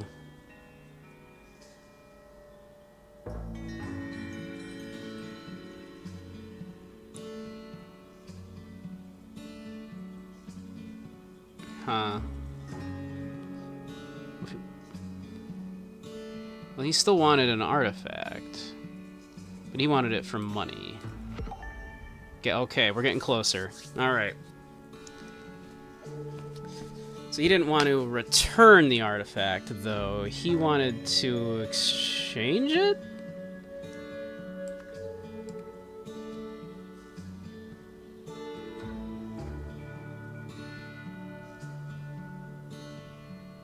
He tried to rob them. Then in response, Soren sprayed the colleague with pepper spray. I mean, it looks like sprayed him with, like, paint, but I don't see the word paint here.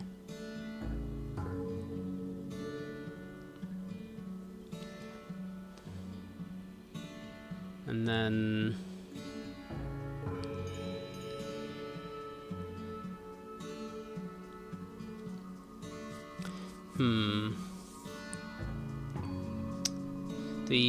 What do you hit then, if not that?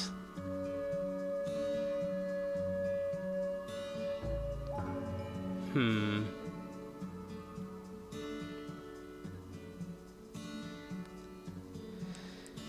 Hmm. 2 or fewer are incorrect, so we're real close.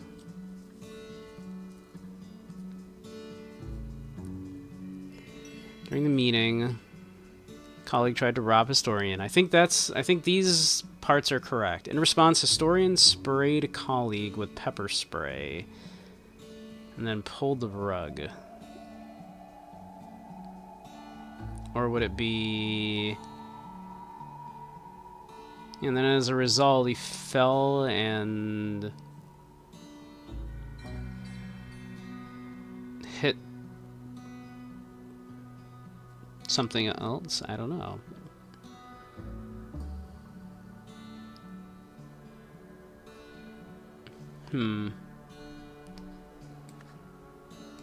Yeah, he didn't hit the safe. That's no more incorrect.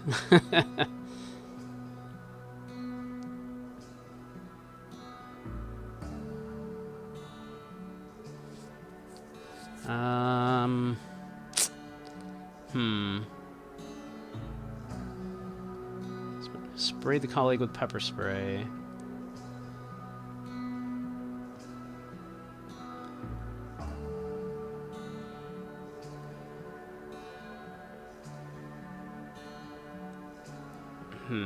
Historian sprayed the colleague with pepper spray. And then... opened the safe?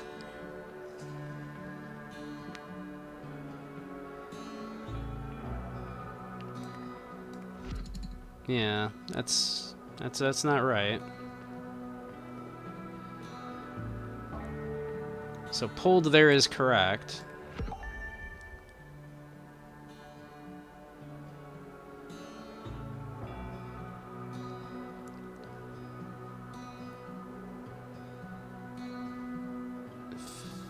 That fell and...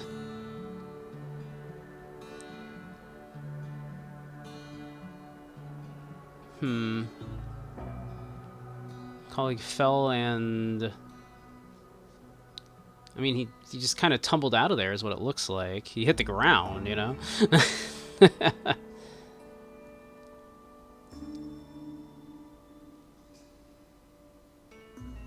I'm puzzled here.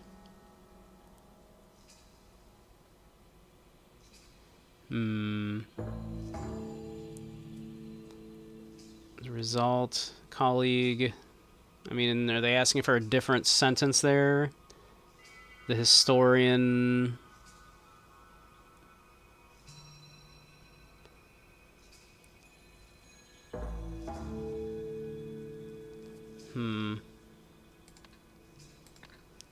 So that's what happened, right? Like, it looks like he fell out of there. Fell out there. Hit the ground here. And then she's burying him here.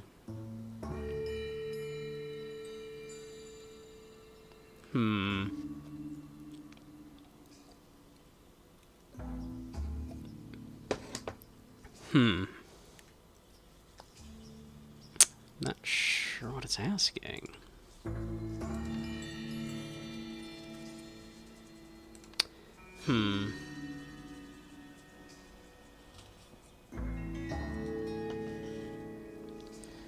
As a result, colleague fell and hit...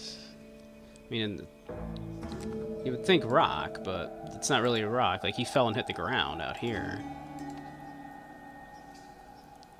Unless there was a rock there and she moved it. But that's not the word that's wrong here.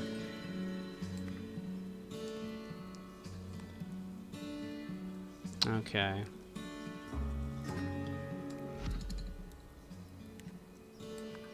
Alright, so that's definitely...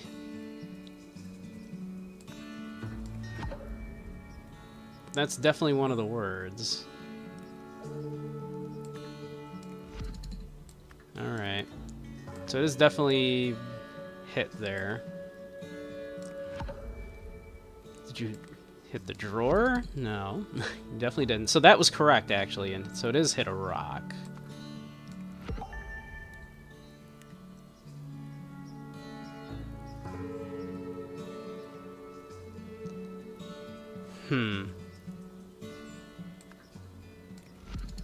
Yeah, so that's correct. Colleague. So as a result, colleague, yeah, fell and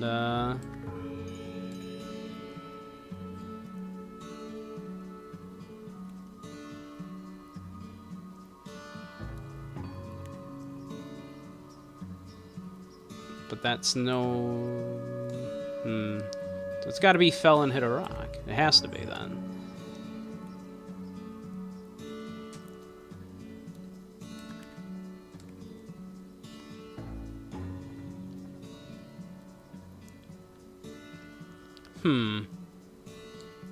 So that's not any more incorrect. Unless there's only one word that's incorrect here.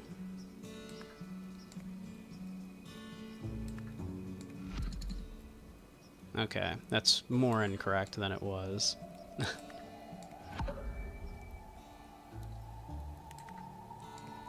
It's not, no. It's not. Fell, exchange, return, opened. So it is rob, right? So colleague visited historian to exchange an artifact for money.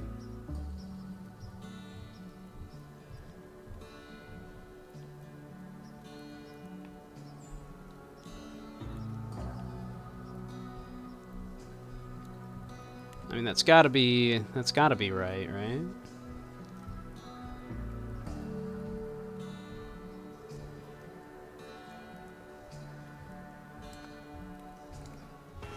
It was hairspray, not pepper spray, of course. Remember, it just occurred to me, I was like, wait, it was green, and her hair is weird colored. It only just clicked right there. How was that the one that was... Alright, you saw... That was... Goodness, alright. We had the rest figured out, we just didn't put two and two together on what that spray was. I thought it was paint. The historian's colleague brought her a strange statue, but then began transferring other artifacts from her safe into the suitcase. In her attempt to stop this historian killed her colleague. To cover up what she had done, she buried the body and burned the fake passport she had provided for him. Right. Okay, that makes sense. Goodness, that one baffled me for a minute. Lazarus Hearst. Again, if you're familiar with the first game, this name is definitely familiar to you. Lazarus Hearst was the leader of the Puritanical Order Party, which governed Albion from 1792 to 1795. Some claim he used a mystical artifact, see Golden Idol, to seize power. Nowadays, though, this is known to be a myth. The Golden Idol is a fictional artifact said to have derived from ancient Lemuria. Believers make contradictory claims about the idol's supposed function. One popular theory is that it granted eternal life. However, modern historians agree that the idol never existed, and scientists have shown that such functionality is impossible. So no one thinks that anymore. Modern historians agree, not this one. So someone believes that the Golden Idol existed. Someone who'd have guessed that like a man named Lazarus would be involved in something involving eternal life, right? Who'd have thunk that one? Okay.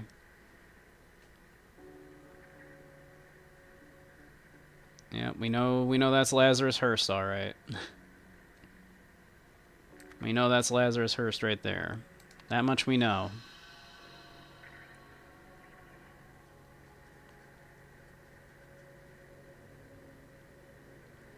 All right.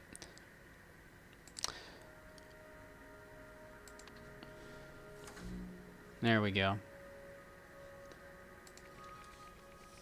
We're getting somewhere. We're slowly unraveling An alarming incident at Sternwall Prison.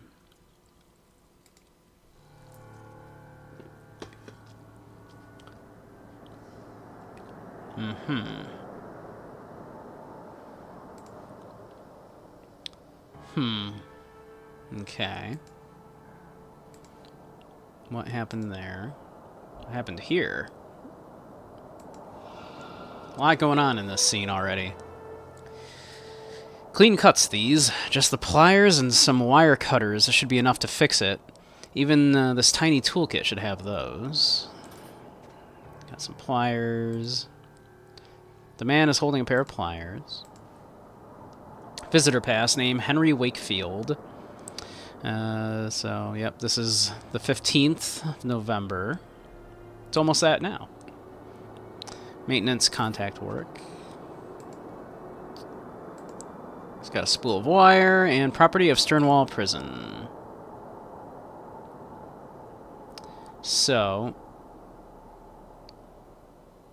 it's missing one pair of pliers, which is what he is holding, but it looks like something else is missing from this.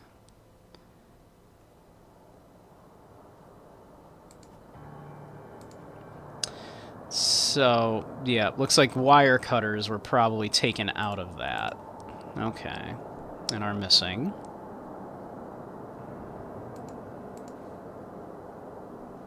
Okay, what's this down here? A saw blade. A blunt hacksaw blade. And a drain pipe. Okay. So someone tossed that down this drain pipe.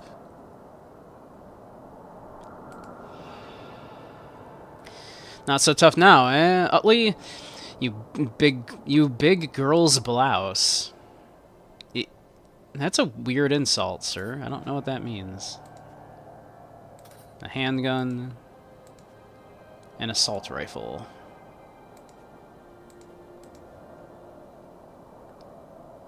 Let's see, we should probably get names down here. Henry Wakefield.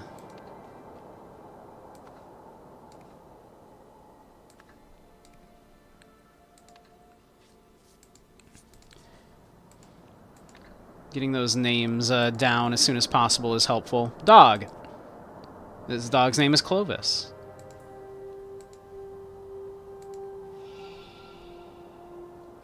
Try calling me that without a gun in your hand, screw. See what happens.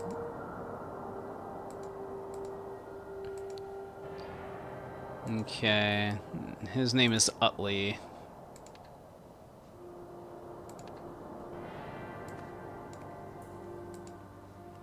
Might be a first name, might be a last name. Hard to tell. How dare he not inform me of his plans? That idiot dug his own grave. When I get out, I'll put him 6 feet under. A double-headed coin. Fancy. Fancy animation there.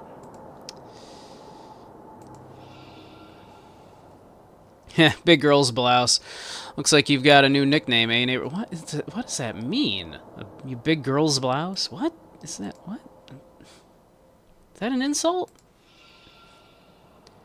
Just one more year and that'll be me, free as a bird. The torment is nearly over.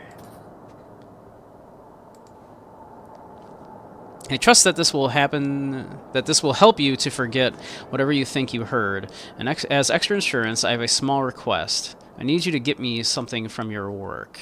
We can discuss it during the next exercise hour. Okay. So, you suppose that was the saw, then? Or perhaps the wire cutters?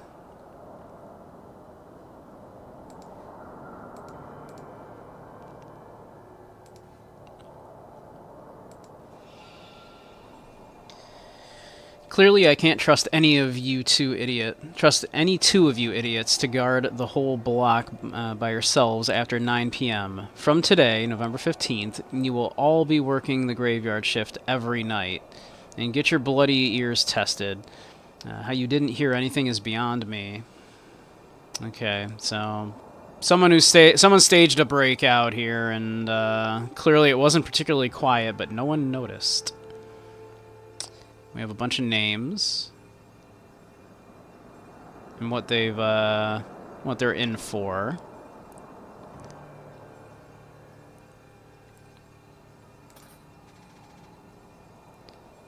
Okay.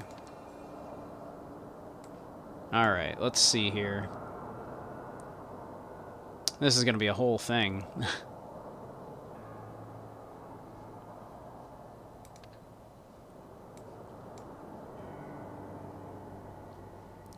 Let's see here.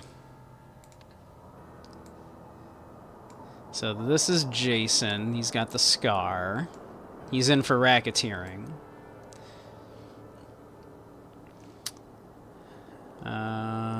Let's see here. That's Robert, it looks like. And that must be Daniel. So that's Daniel Utley, it looks like, right? That looks like him. He's in for homicide. So the other one, then, that must be Jimmy. You must be Jimmy. Jimmy's in for kidnapping. 7 years.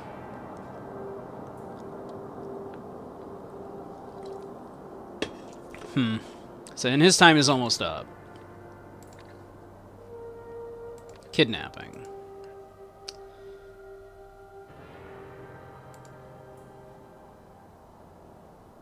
Let's see. Jeremy's got a honker. He sure does.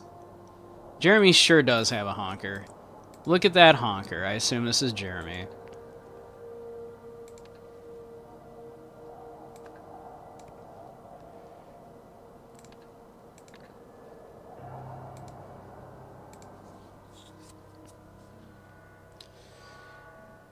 Alright, what do we got?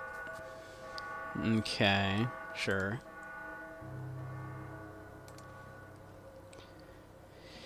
Glue, clay, scissors, sculpture. I love sculpture. An abstract sculpture made of paper. An abstract sculpture made of clay. An abstract sculpture made of wire. Clay.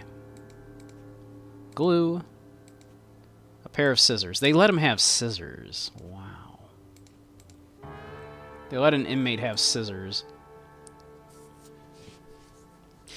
Henry, it's absurd that the cell numbers run from left to right in some hallways and right to left in others. When you install the new signs above the doors, please pick a direction and stick with it. Ugh. Why would you do this?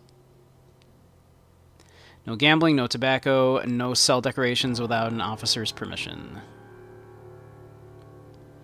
Okay. We're gonna have to figure out whose cell is whose, I guess. A barred window. 5, 6. Pouch of tobacco. Alright. This has 6 marks on it. I'm guessing this cell here. This must be the guy who's almost out. Then, right? This must be Daniel Utley's cell, because he's almost done. He's only serving 7 years, and he's at 6 already.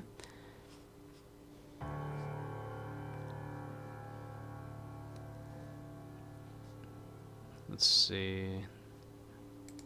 Right? Just one more year and I'll be free. Yep, free as a bird.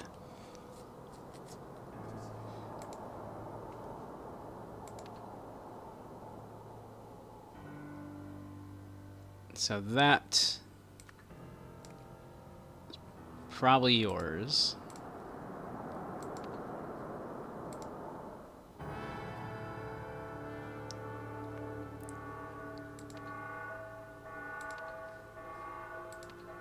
Yeah, that's the fire extinguisher, so that must be correct there. Okay. Sheets. While working in the laundry room, I heard the Kempton is organizing another poker game. Buy-in equals 1 full tobacco pouch. To do, find out how he always wins, no matter what he's betting on. Could be useful as leverage. Overheard Sainsbury delivering something next door. Can it be bought too? Can he be bought too? Update. Surely it wasn't a hacksaw, was it? It sure has sounded like it in the past few nights, from what I've been able to hear over the blasted soap opera. Okay. I mean, that's gotta be... Yeah, that's gotta be him, but he apparently works in laundry? And he has some sheets hidden in here.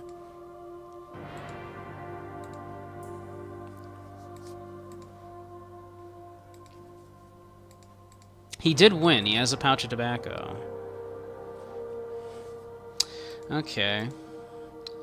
So what did the person who escaped need... Oh, that's probably... Is that the same curtain? That must be the same... Yeah, he used like, these sheets, rather, to, make a rope to climb up. Okay. I see. Made himself some sort of grappling hook, it looks like.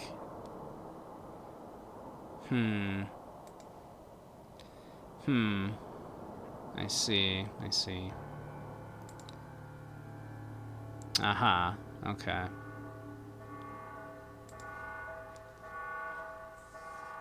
Flowers for Inner Growth, donated by the Harmony Foundation. Harmony Foundation is in the previous part there, which is in the future. This is 2 years prior, is where that incident happened.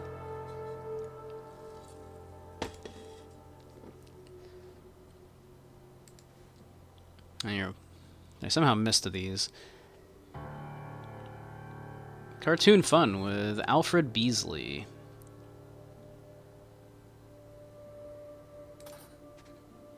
Alfred Beasley.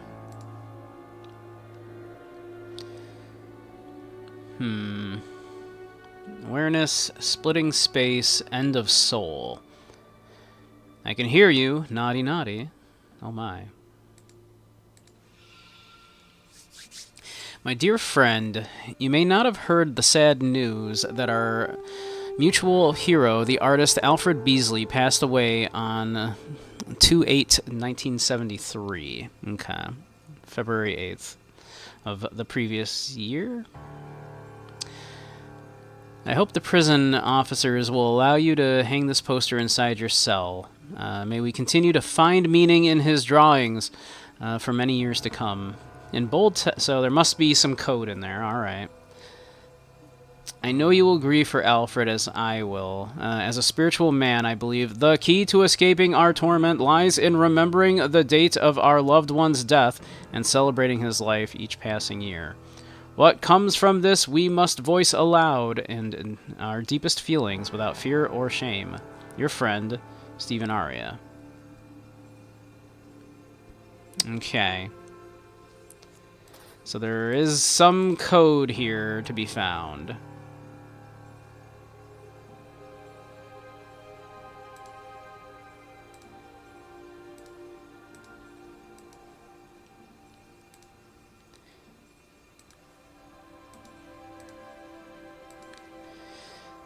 The key to escaping our torment lies in remembering the date of our loved one's death. Okay, so 2/8/1973. 2/8/1973. So there's some meaning here.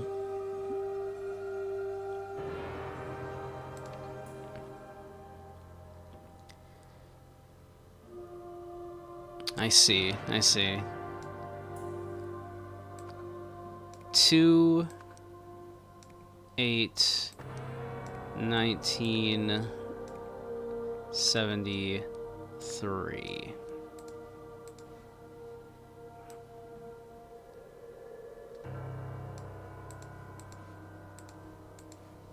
Right? 2/8/1973, yes. and could be decoded as...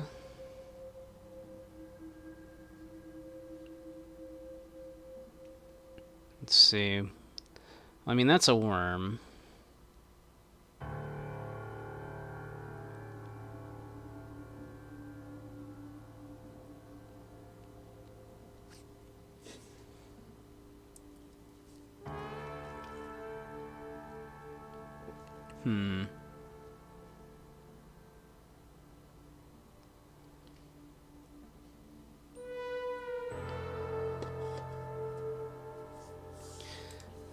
Is there a part of this I'm missing still?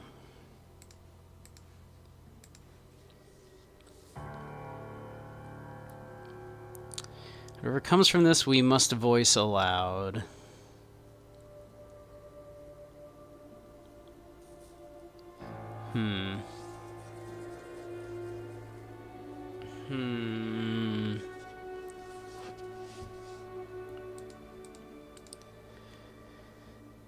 So, I mean, so that's like a worm.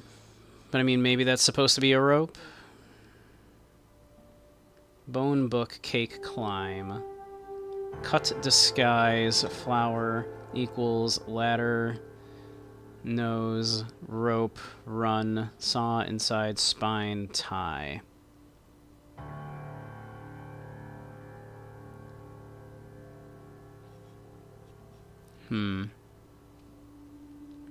Is it supposed to be color-coded, then?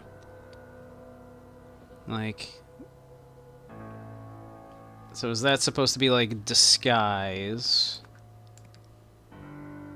Maybe? And then... disguise flower? Because it's matching the color? Is that what I'm... And what are you? Disguise flower.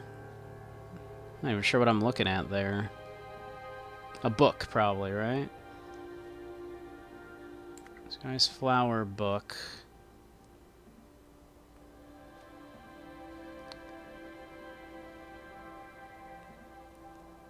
That's a book. Spine. Disguise flower book spine. 73 equals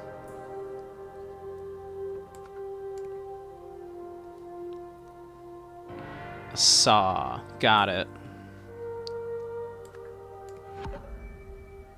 Okay. Not quite. We're close. We're close. We're close. We're close. We're close.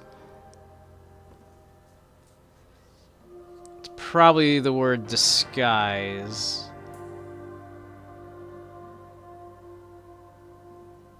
That is wrong here then, right?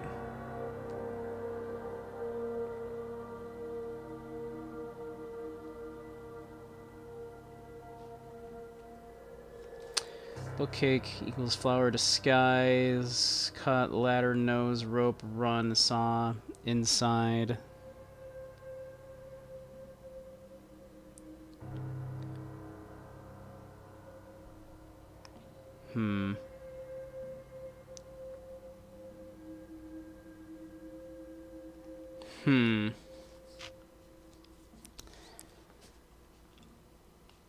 Let's see. I mean, that's flower, right? I mean, what else could that be? Is that not a book?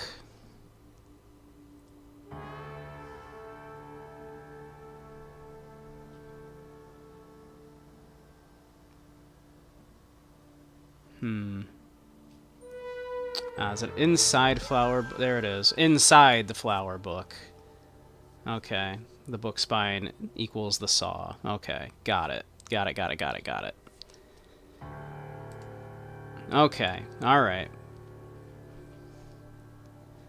We're figuring it out. We're figuring it out.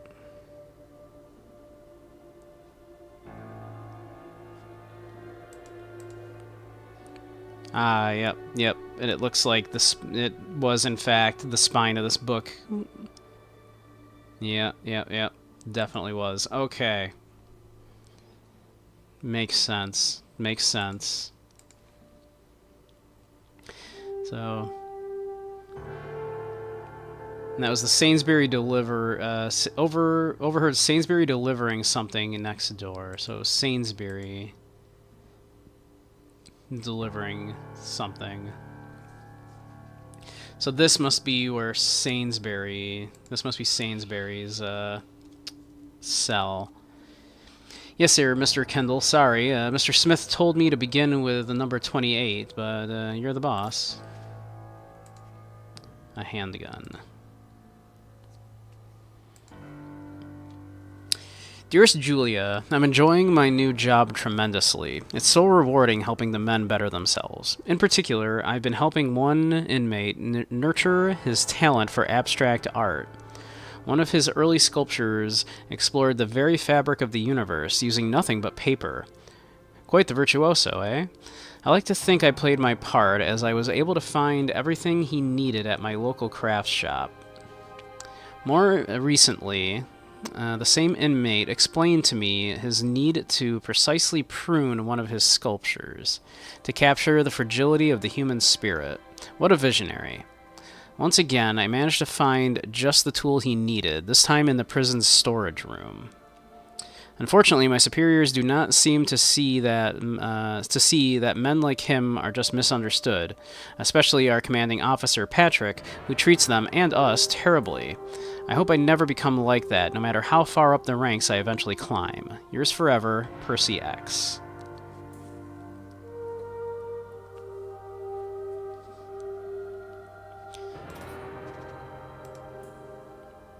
Alright. So he got this letter, so, you know, addressed to Julia. So you're Julia?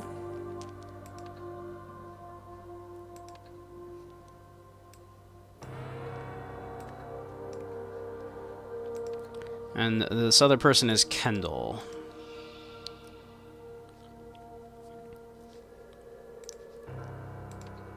Let's just get that in there real quick. This is Kendall.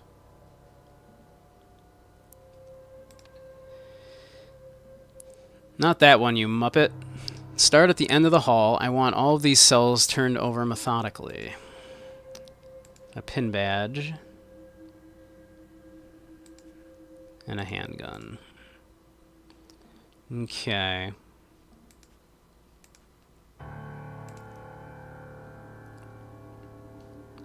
We've checked almost everything, so we actually theoretically are almost have enough information to piece together exactly what happened.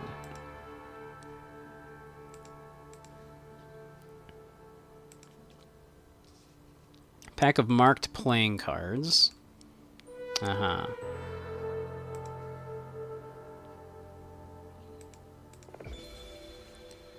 Alright, that's all the spots as well.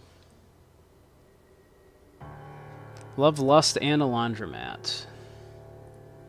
8 p.m. Cooking with Doris. But yeah, 9 p.m. he has that circled. Alright, let's see here. We supposedly have all of the words we need.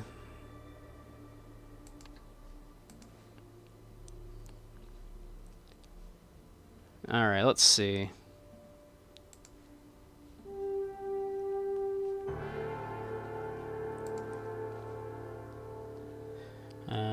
Deep. Okay.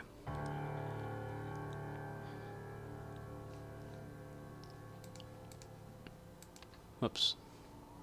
Well, let's see. Alright. Small request, need you to get me something from your work. We can discuss it during the next exercise hour. Alright, nothing helpful here. Alright, he has a double-headed coin. So he's probably the person that also has the deck of cards, the rigged deck of cards, right? You're calling me that without a gun in your hand? Yeah, alright. So, That's probably your cell.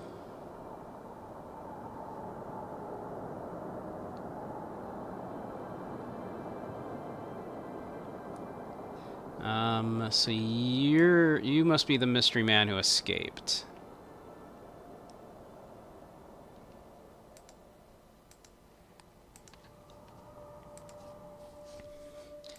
Alright, this is the person that escaped, obviously.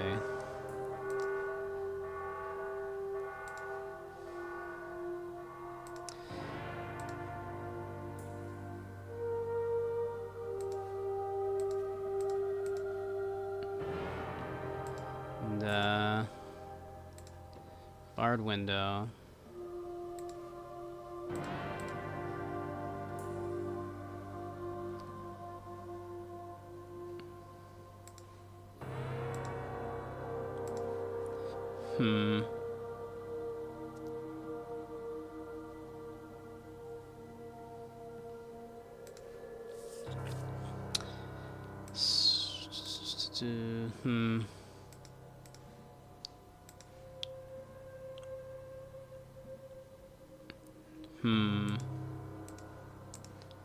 Alright.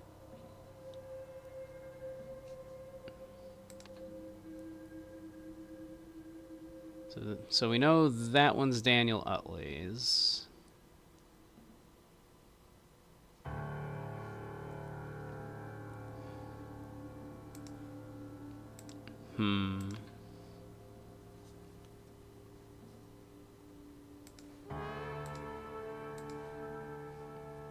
Okay. So this room must be, that must be your room.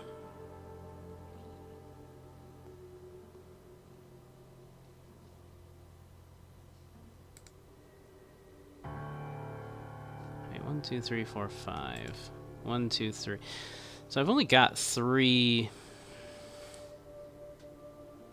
to go by here.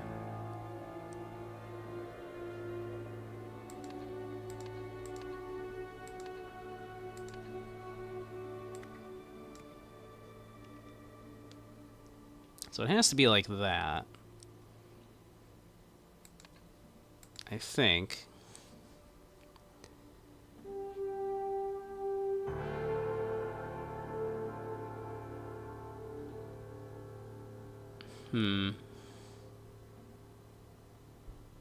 It's absurd that the cell numbers run from left to right in some hallways and right to left in others. When you install the new signs above the doors, please pick a direction and stick with it. This would be terribly confusing.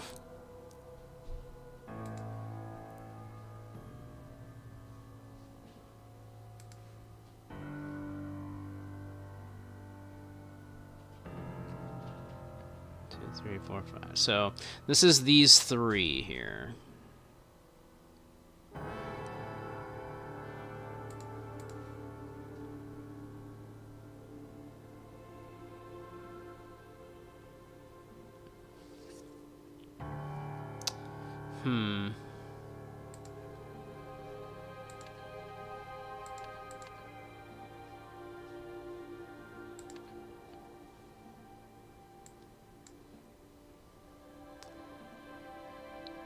Daniel Utley.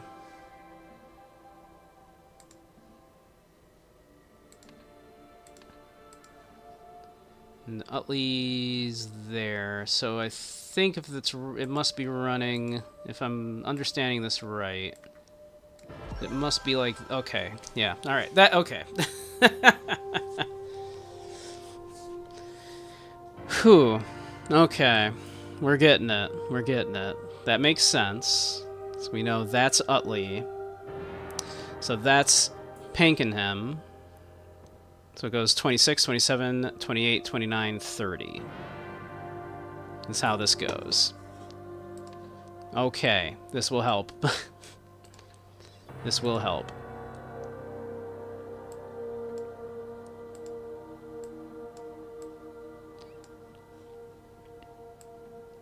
Alright. So that's Pankenham.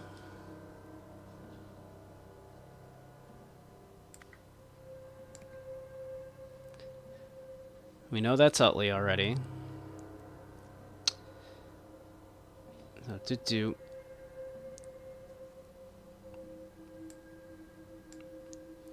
So that should be 20. That should be like our mystery man there.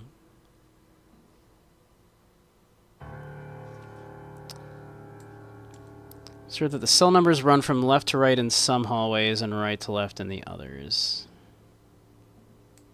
Okay, I think that was just to make it so we didn't know which direction those were going. I think this still makes sense and tracks, right? So this should be... We wouldn't know then, right? So this guy's last name is Blythe. This is Beswick. Jimmy Beswick, then. If I'm understanding this right.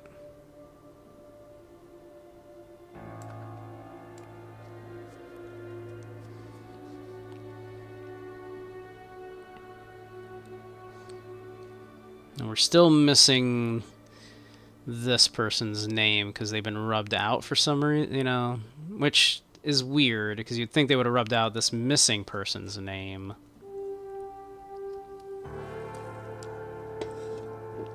All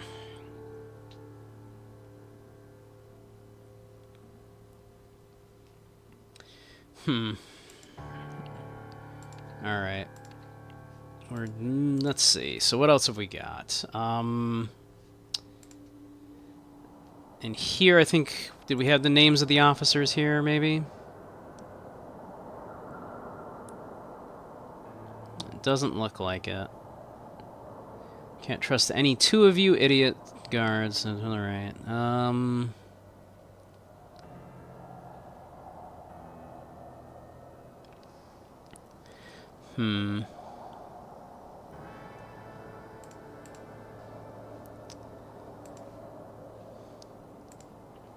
They don't have names on there. We know that's Jeremy.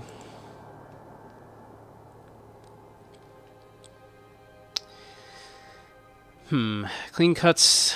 These just blah blah blah. Yep.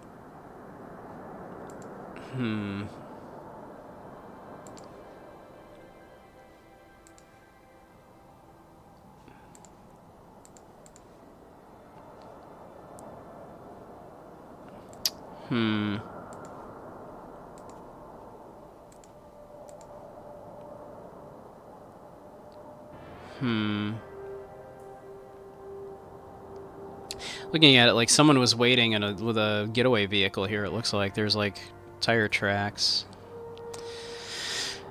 but that doesn't get us these names. We're still missing a few names, like all of the officer last names, for example. Where are they? There's got to be like a list of these officers, right?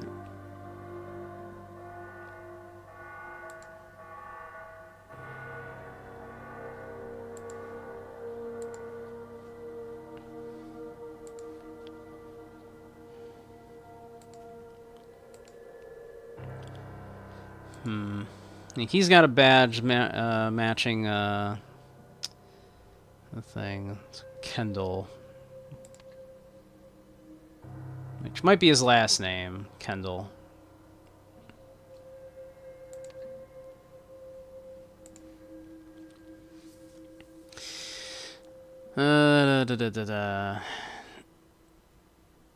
Especially our commanding officer, Patrick, who treats them and us terribly. So Patrick Kendall?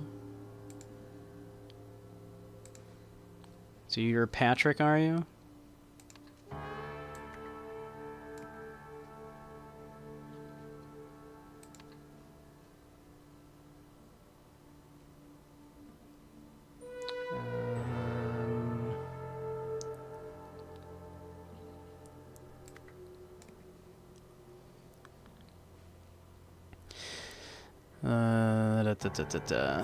So, what is your last name then?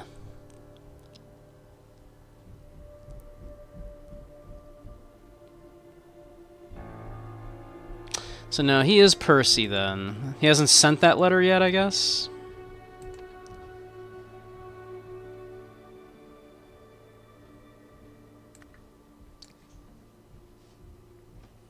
Percy X.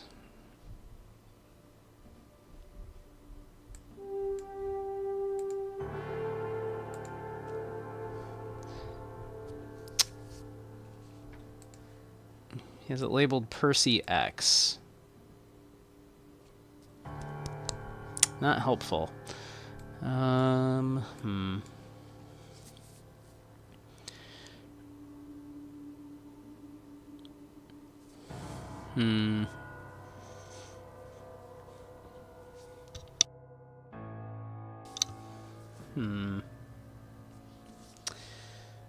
Let's see.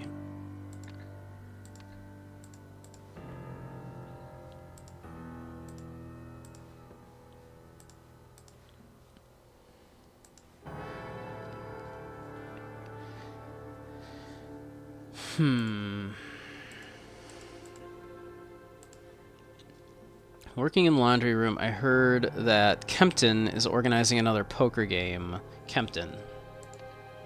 So you're Kempton. Jason Kempton. Okay.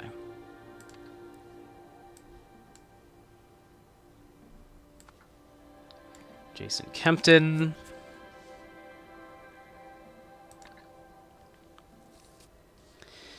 Find out how he always wins, no matter what he's betting on. It could be useful as leverage.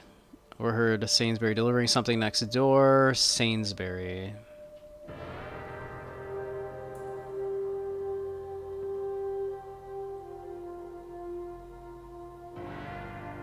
It would have to be Percy, right? Because he's... It would have to be Percy Sainsbury. Sainsbury, yeah. And now, what is Jeremy's last name?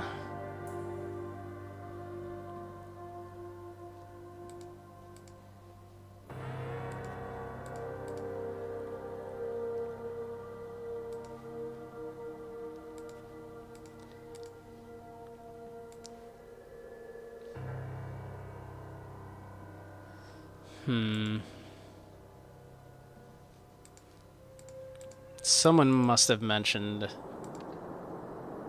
the officer's name, right?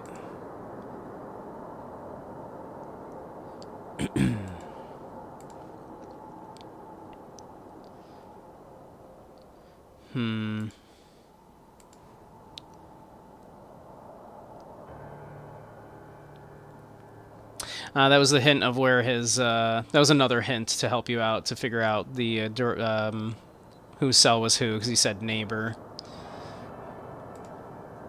The game does like to sprinkle in little things like that, so that there are usually multiple ways to come to these conclusions.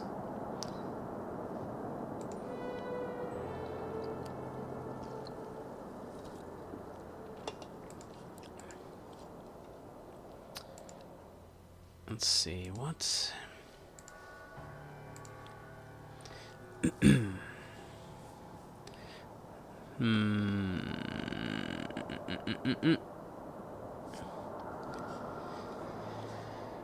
Yeah, I don't see a last name for him. But I think the only other name we... Where did we get the name Smith from? But we have the name Smith. Was that the artist?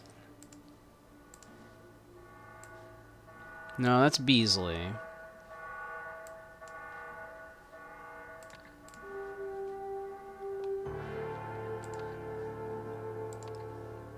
Are you Jeremy Smith? Where did we even get the name Smith from? I don't even remember where we saw that name, but I guess process of elimination.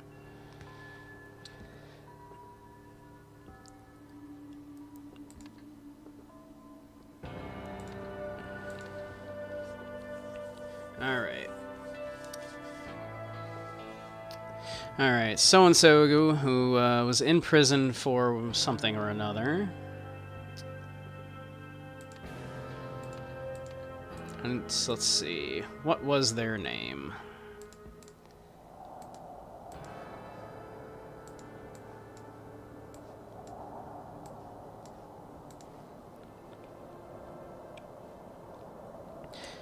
It was Arthur.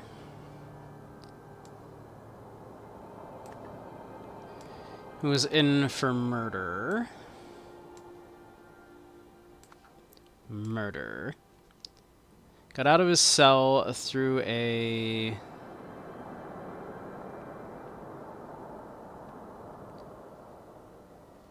It was a... I mean, it was through his window there, through his bars. Cell through a... window. There we go. Using a saw blade he got from Dupe, that he got from Percy. He entered the yard via a drain pipe and breached the fence using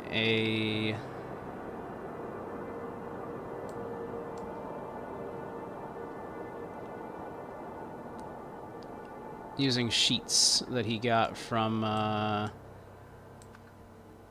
Jeremy. Finally, he the wall. He climbed the wall. Climbed over the wall by attaching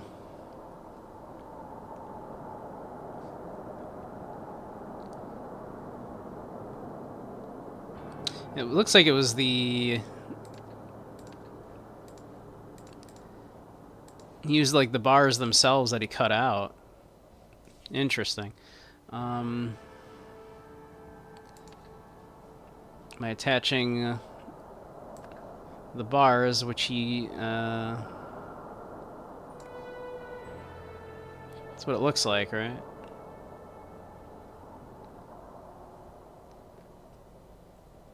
The bars which he got from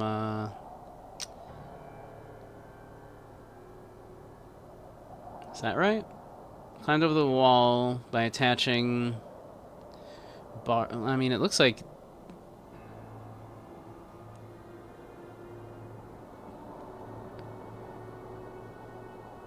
or is this the sheets that he got from Jeremy?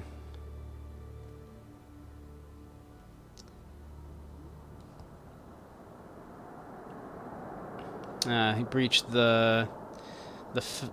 he breached the fence, yeah.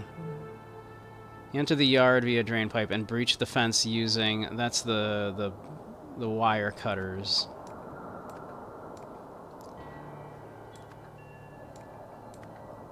And he climbed over the wall by attaching sheets that he got to the bars from his window. Smart. So he entered the yard via drain pipe and breached the fence using wire cutters that he got from... I mean, he must have gotten the wire cutters from... I mean, who gave him the wire cutters? Like, it probably wasn't him, right? Hey, Fate, how you doing? Just the pliers and some wire cutters should be enough to fix it. Even this tiny toolkit should have those, but they don't.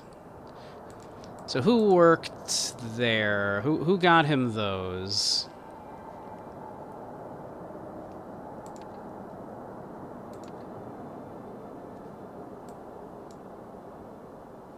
I guess it must have been Percy, right?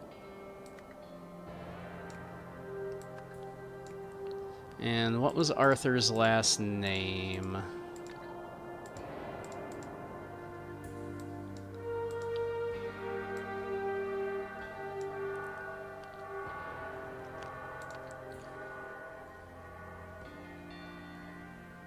Blythe.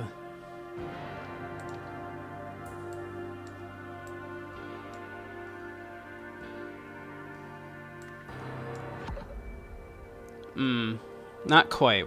Something's off.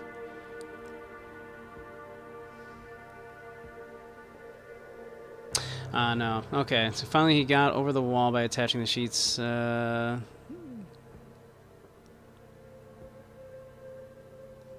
Wait. So the sheets he got from Jimmy. Got over the using the.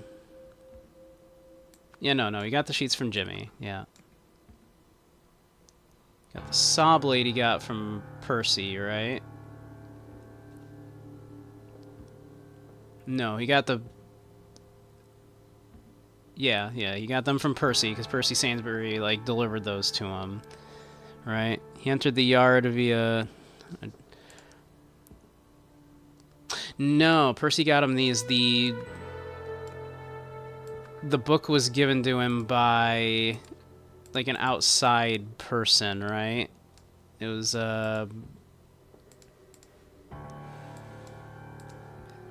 Stephen Aria. Do we have that name even? Do we have that name, Stephen Aria?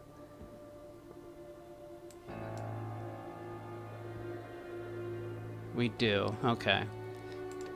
Yeah.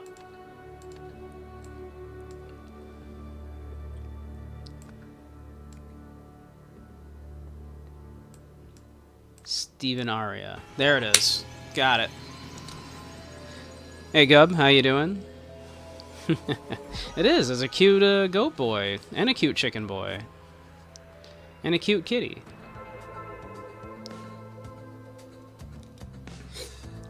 Arthur Blythe received a hacksaw blade from someone outside the prison named Stephen Aria. He used the noise from a fellow inmate's television to cover the sound of him sawing through his window bars at night when the guards were understaffed. What a daring break.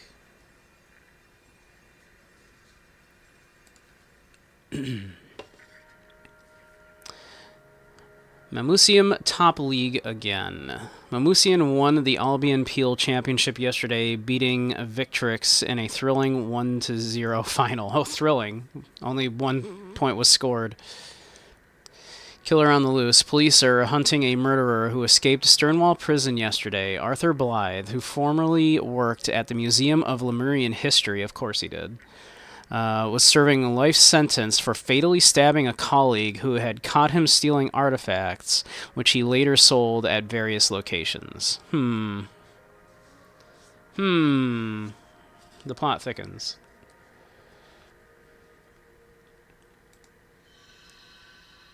The plot thickens.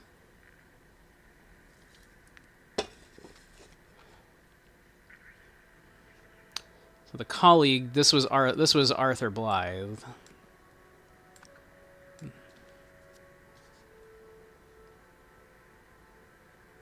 Probably. I mean, probably.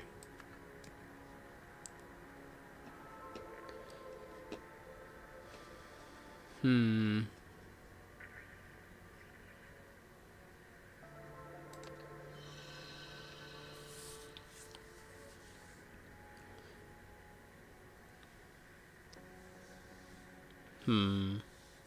mean, this is almost certainly that someone wanted to steal the golden idol, right? I mean... Now we're left of stinky work. You got this, Gub. I believe in you. You're strong.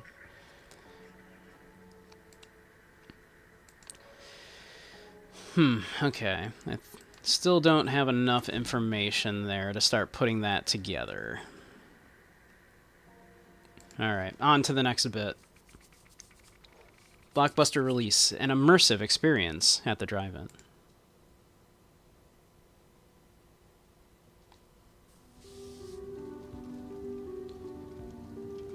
Look at this nerd. Wasn't my fault. Someone pulled it off me from behind while I was trying to figure out what had been thrown in my back seat. A ticket stub.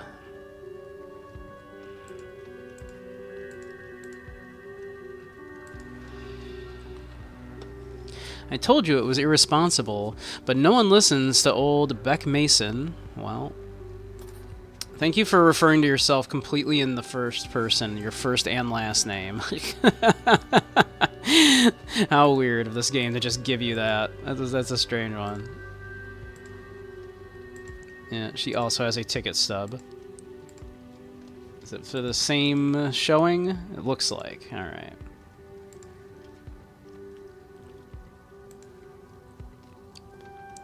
Okay. These are all the dates that this looks like it must have been inspected by an A. Lemons.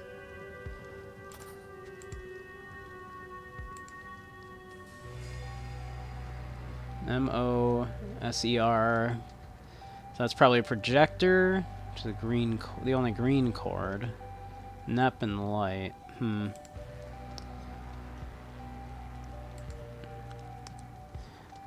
The lock has been damaged and cannot close.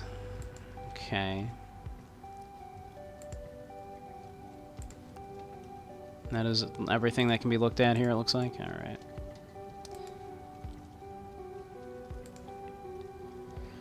Okay, this looks like part of his costume he was wearing. Warning, do not remove the upper lid unless the fire switch is set to off. And it certainly was not. It certainly was not. That looks to be on to me. Well, there's your problem. Now, why on earth were you wearing that, then? Other than you're obviously a nerd. Huh, okay. The Neptune difference. We give our guests an escape from their mundane lives with our unique, true 3D technology. Enter a world of movie magic thanks to our one-of-a-kind Neptune crystal. One of a kind. Miss Cunningham's gonna fire me if I can't get this fixed. Yeah, it's not looking great for you, buddy. It's looking kind of bad out there. New projector troubleshooting guidelines. Check projector power supply. Confirm all internal parts are correctly mounted. If image too small, check lens. If image not showing, check light. If image distorted, check crystal. Pro Screen recommends against stopping projector once film has started.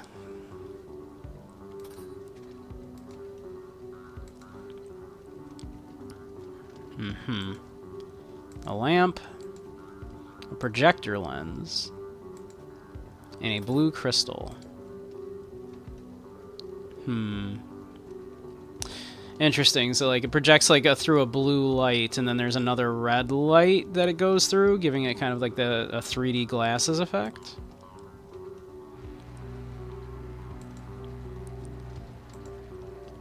Pair of wire cutters, spool of green wire, hammer, screwdriver, a cut piece of red wire.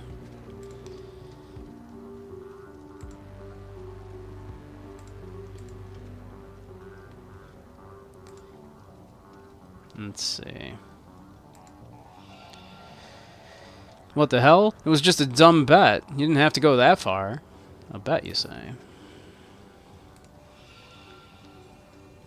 The scrubbed out between Mike and Jenny tonight. We will see scrubbed out, his scrubbed out. Winner Mike or Jenny. Doesn't count, you still lose. What's going on here? The bet between Mike and Jenny. Tonight we will see...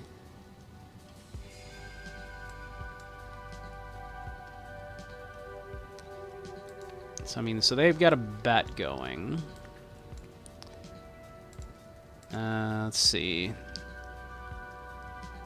So this is Mike.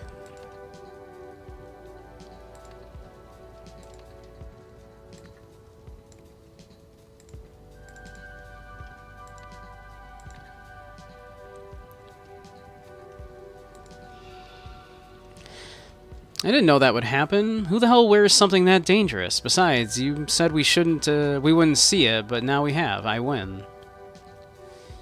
Thought that you wouldn't see what? Ticket stub. Miss Chen, hope the costume fits and it got to you on time. So jealous you and Mr. Lettle get to see it at the Neptune. I'll have to stick to a boring, normal cinema. P.S. I'm with Mr. Lendl on this one. No way Bert's going out like that. Okay. So, her last name is Chen.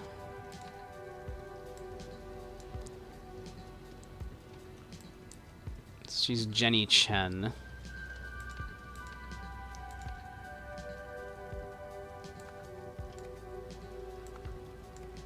And that's Mike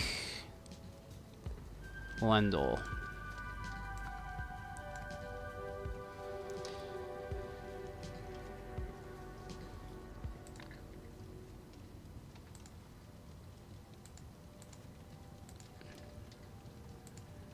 All right. 21, 22, 34, 34.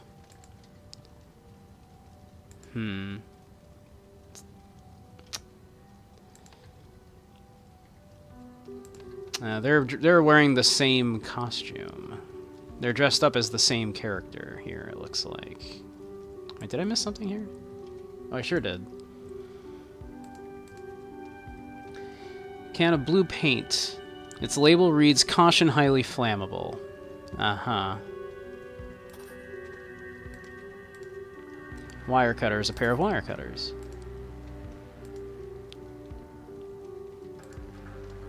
Alright, yeah, it looks like I got everything out of that one.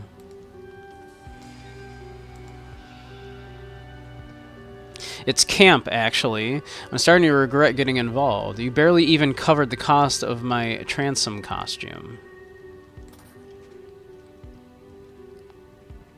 It's champ, actually. Ticket stub. Money.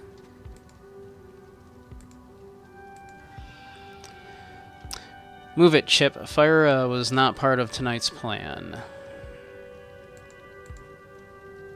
Ticket stub. A duffel bag containing a note detailing a plan. Complicated stuff going on here.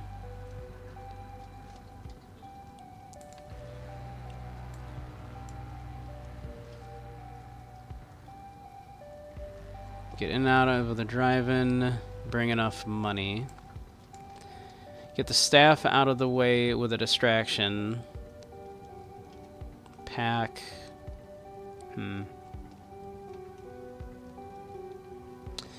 They may search people's bags, so I'll hide my spoils in plain sight. Bring... paint?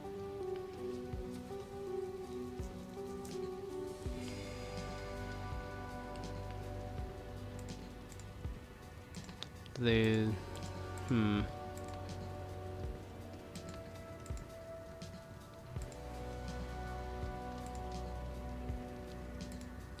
Huh. Some stuff certainly happening here. Mr. Vincent. So you are Vincent. Champ Vincent, was it?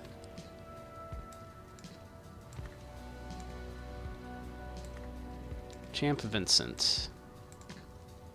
I think.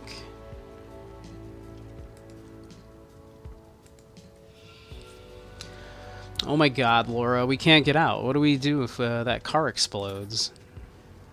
What was this movie? There's a pirate, there's like a robot, there's like just some dude in a vest, there's this lady in this like, you know, sci-fi outfit. What was this movie?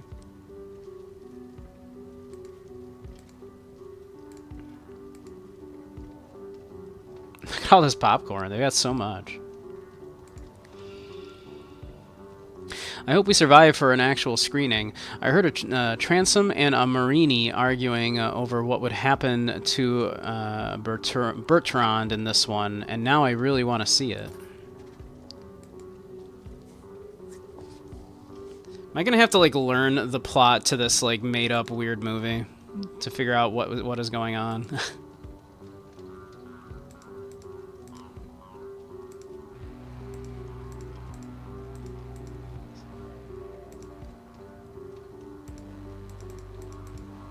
Okay.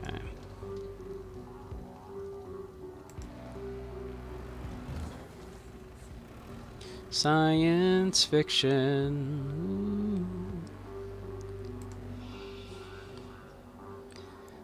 We have another one of these aliens. The man is dazed and bleeding heavily. A collectible figurine. And a ticket stub. 3D Neptune Drive-In Theater. Space Storm. The new summer blockbuster flies into theaters May 1st. Space Storm. Porbelow joins the fight against the evil captain.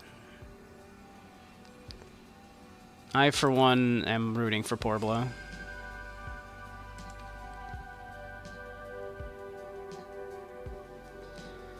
Oh boy. Yep, I'm gonna have to, like, learn about this movie.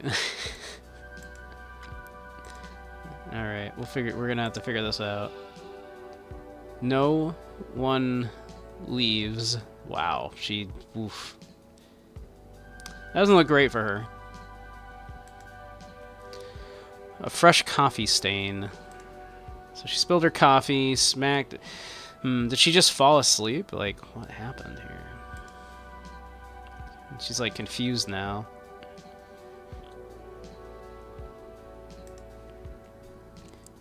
Banned for life. Agi Tamin and these cars.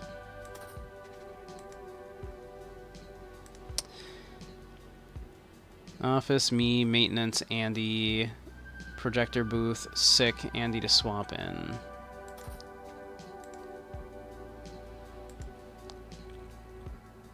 Miss Cunningham, you were right. That weird lady called again. She can't seem to get it through her head that she can't just buy anything she wants. She sent her goon to make an offer in person, but I saw him to the exit, just like you said.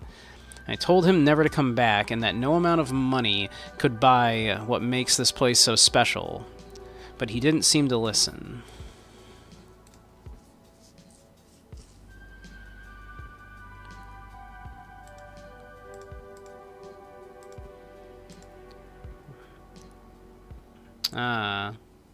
So there's the coffee stain. First place, free tickets for a month. Doug Baxter for his dangerously authentic Bertrand. Definitely better than Parker's. Second place, a popcorn bonanza. Annie Kishimoto, the costumer really hooked me. Third place, Marini figurine. Tom Powers, super scary sharp teeth. I thought I saw a better version of this character, but he didn't show up to the competition.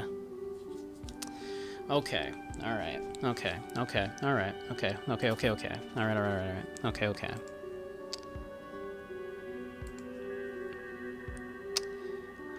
Sarah, who stole what? Are you there?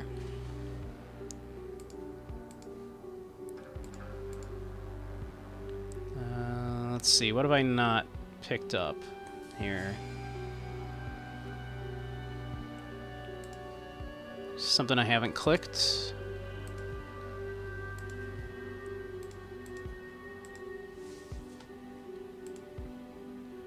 What have I not clicked? Ah, the screen here.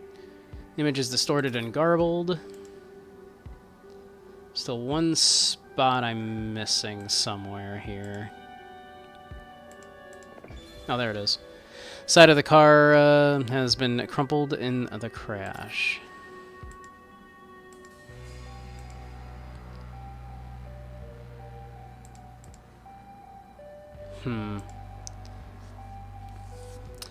Alright, let's see here.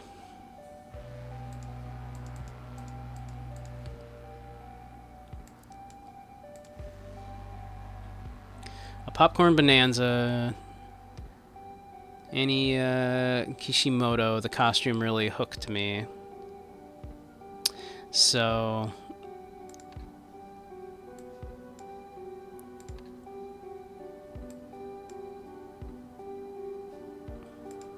let's see. We saw who won the popcorn over here. Yep, okay. So one of them is Annie Kishimoto. It hooked me. Okay, so this is Annie Kishimoto.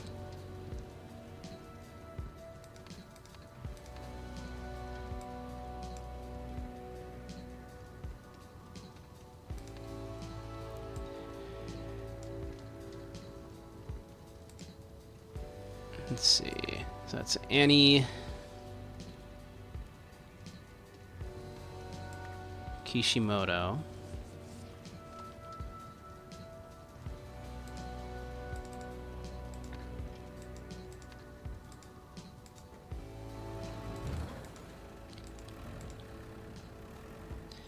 Dangerously Authentic Bertrand, definitely better than Parker's. So, free tickets for a month. Tom Powers, let's see, so this is Tom Powers right here.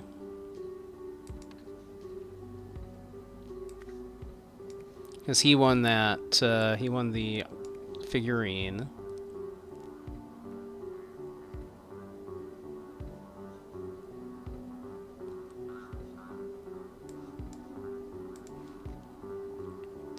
Doug Baxter for his Dangerously Authentic Bertrand, definitely better than Parker's.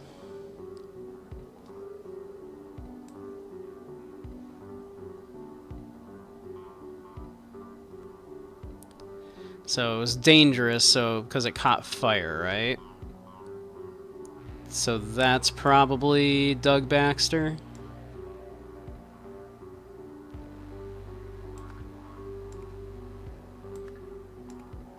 Which means definitely better than Parker's. That means this is Parker.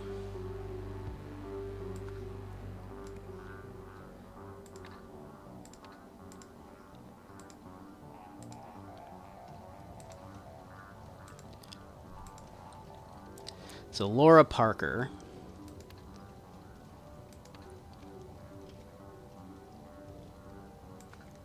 Laura Parker.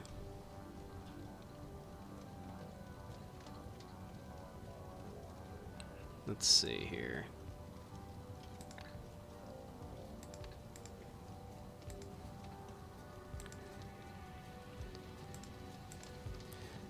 Let's see.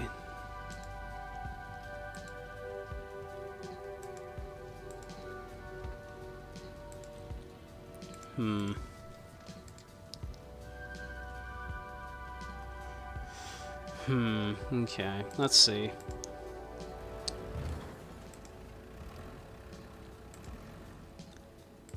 So that's Miss Cunningham.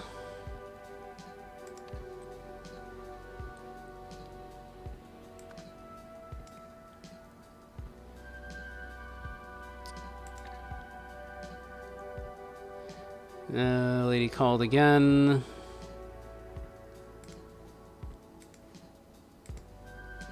Alright, let's see. There we go.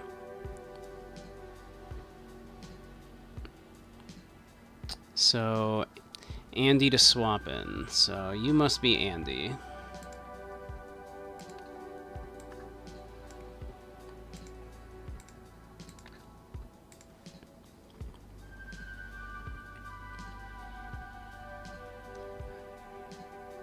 So, yeah. And so that's Andy in there, yeah. In the projection booth. But he is usually maintenance, so he should also be the one that's signing off on here then, right? Yes, Andy Lemons. Okay. A Lemons would be Andy Lemons. That makes sense.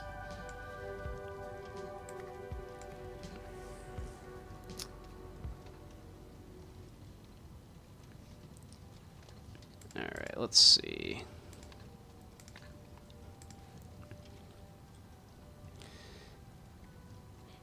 Someone pulled it off of me from behind while I was trying to figure out what had been thrown in the back seat. Told you that. Let's see.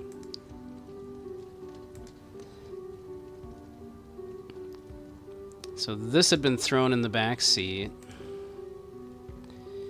Can of blue paint. And the wire cutters were thrown into the back seat, and then they yanked this thing off, which caused the fire. So Someone pulled it off of me from behind while I was trying to figure out what had been thrown in the back seat. So yeah, okay. Hey Zyre, how you doing? I'm having a good time with this game, personally. I love these games, so I'm having an absolute blast. I don't know how entertaining other people are finding it, but I hope they're finding it interesting. There's some good deduction going on here. We are doing much deducing. Much deducing.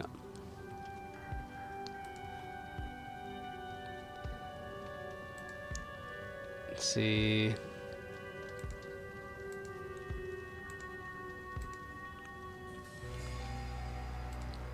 This is a fun little like thing that's going on right now.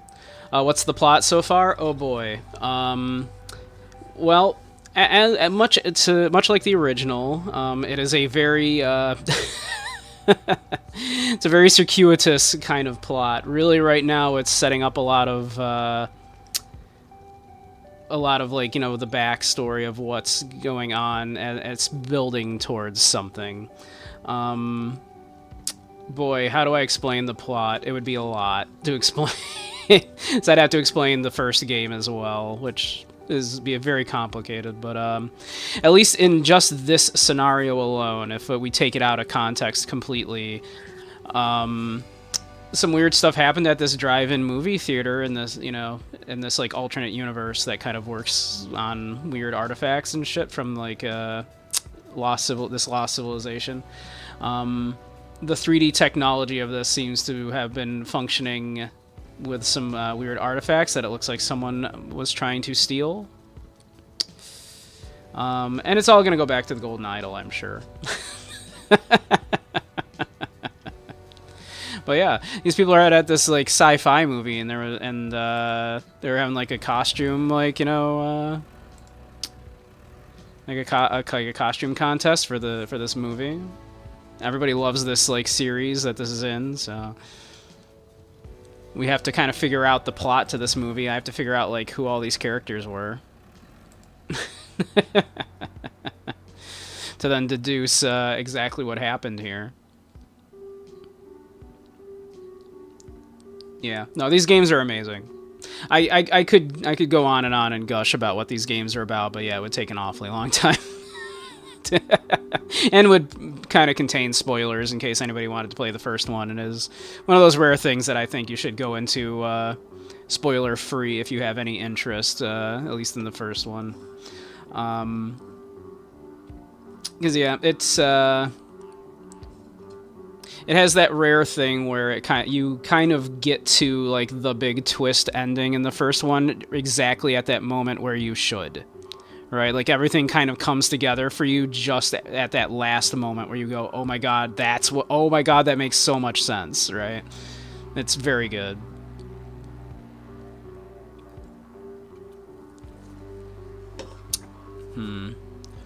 But yeah, so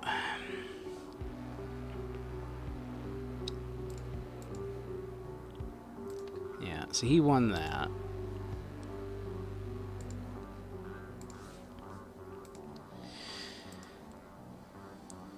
Augie Tamine. So that'd be the person probably that's being referred to in here.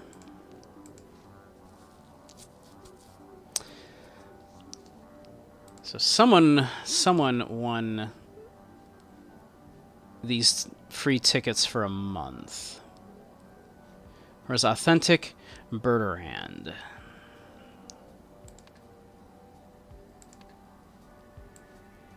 Doug Baxter. So that's Doug Baxter.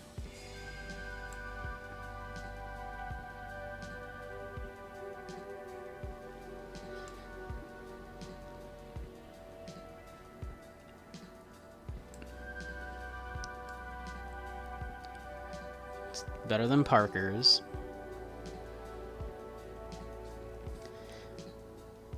Alright, so we got all those these three figured out. So who's this?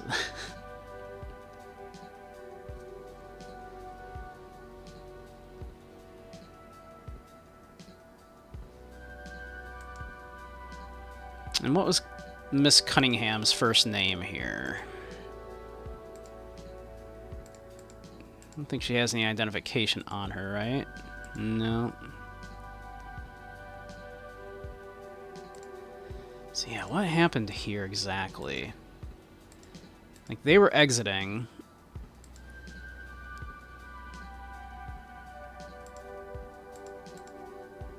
This man is dazed and bleeding heavily. So people were exiting. Miss Cunningham came ripping around here, like, ran out of the office, like, spilling her coffee on herself, clearly. Came whipping around to cut them out. Crashing, smacking her head on the steering wheel in the process. What is going on? She noticed that, like, someone had taken this crystal thing. Is that what happened?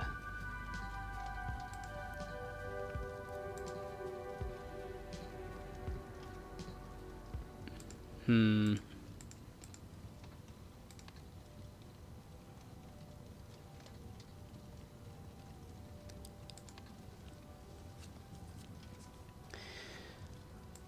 using a...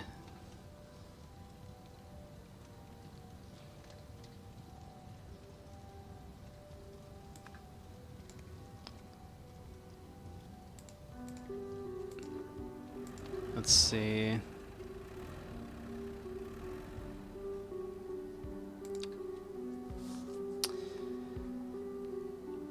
That's Cunningham.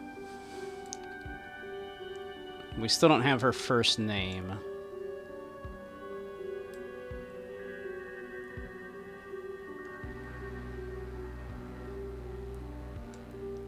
She'd been using a crystal of some... Which was it? I think it was a red crystal. Confirm all the... If image too small, check lens. If image not moving, check the light. If image distorted, check crystal. Pro Screen recommends against stopping projector once it's started.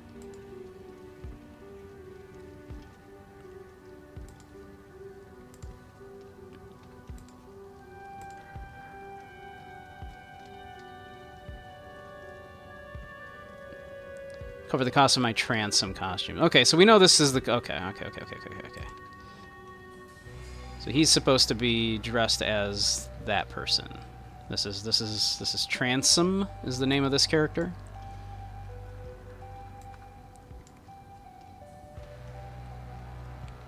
And that's the robot. His name was like... What's that the robot's name?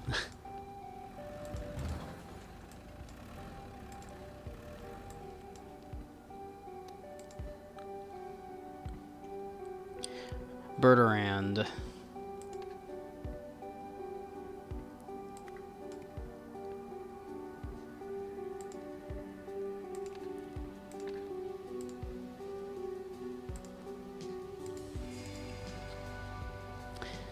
No, this happened. Who the hell wears something that dangerous? Besides, you said we wouldn't see it, but now we have. I win. The costume fits, and you got to you on time. So jealous that you and Mr. Lend get to see it at the Neptune. I'll have to stick to a boring normal cinema. P.S. I'm with Mr. Lend. There's no way Bert's going out like that.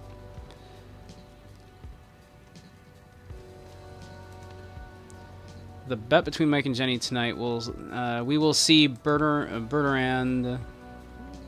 I'm assuming they thought he would explode because that's what kind of happened. We would see Bertrand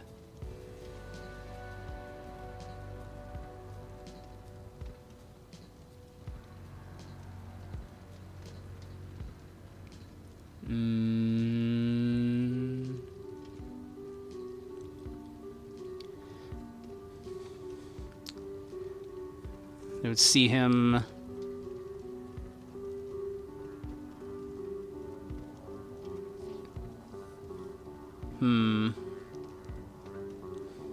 lose his head.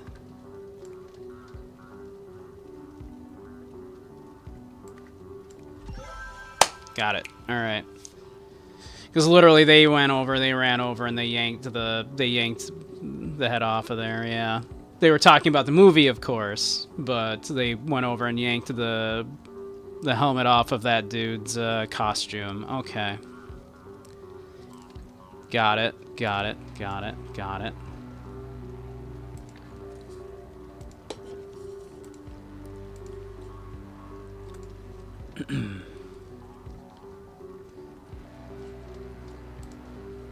This doesn't count. You still lose. I mean, technically.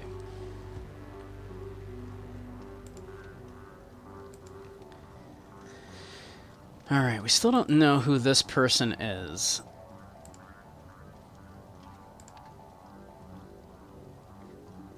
Not entirely.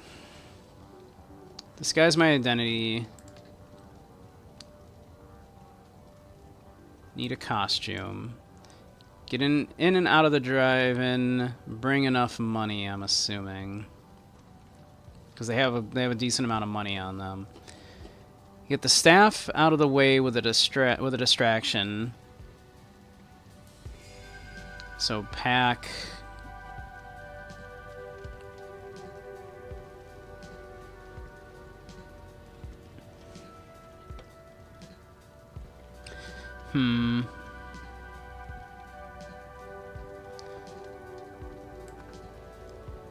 They did bring wire cutters. We saw that.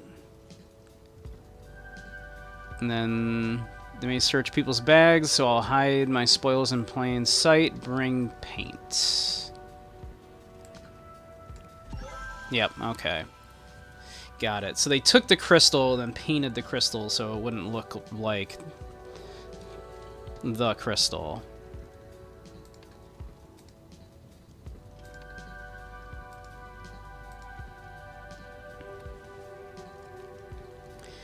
Mm-hmm.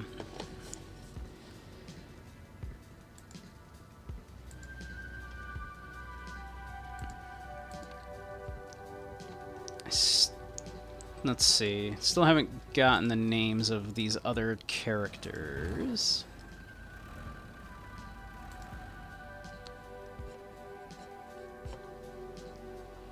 Run around. Marini is the name of the woman here.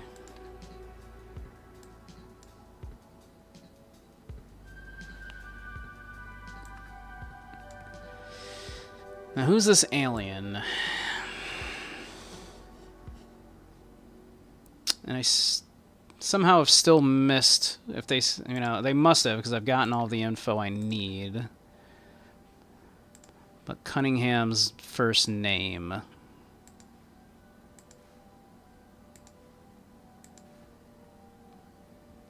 Alright. So, that person in the, this must be Augie Tamien, right?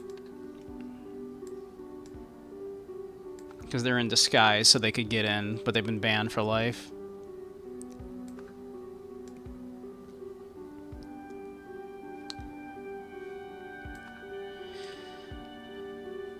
So, what's her first name?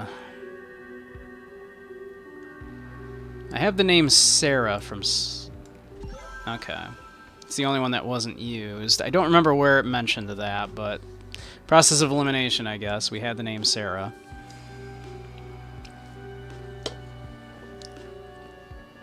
Alright.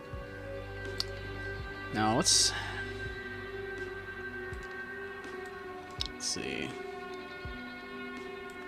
The Neptune Cinema. This is Sarah Cunningham. Oops, Sarah Cunningham, owner of the Neptune Cinema, had been using a crystal. I think it was the red crystal, if I recall.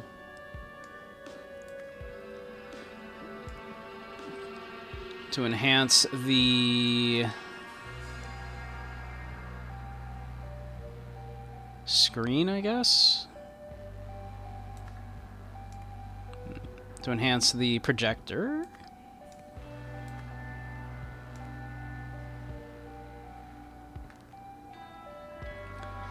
Let's see.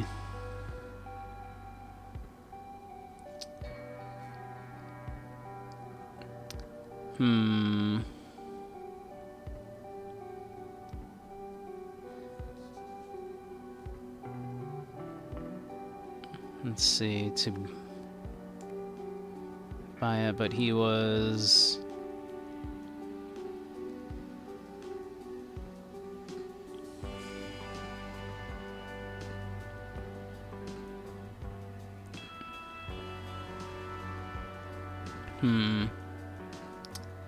That might not be what they're getting at yet. Sarah Cunningham, owner of the Neptune Cinema, had been using a red crystal to enhance the projector. A something sent so-and-so to, like, I guess steal it.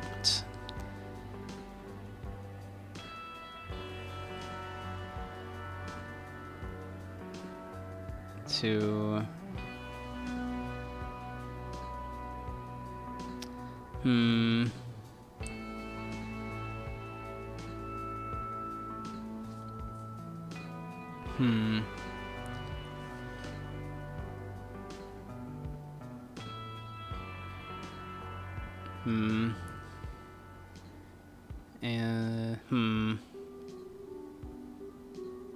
Disguising it as a...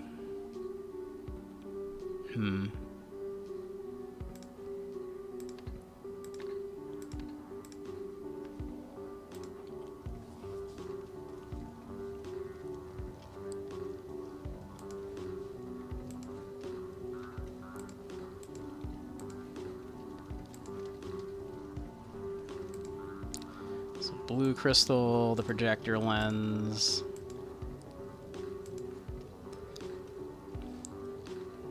Confirm.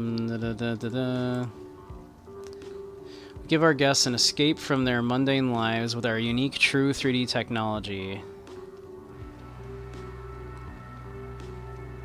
Enter a world of movie magic thanks to our one-of-a-kind Neptune crystal.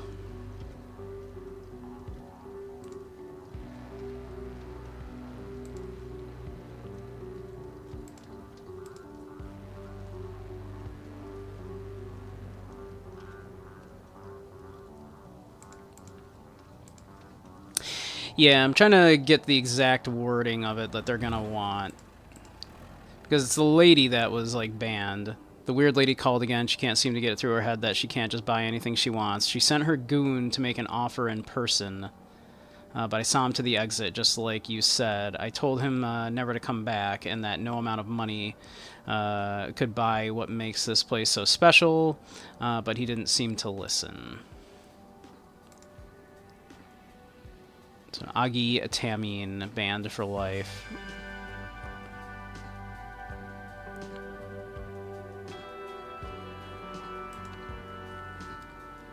But yeah.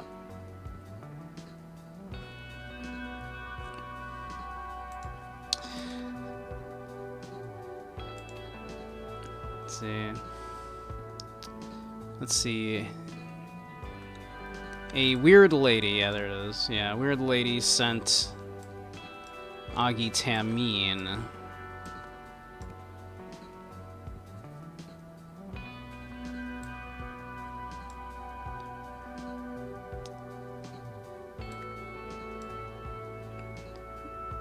To buy it, but he was banned from the cinema.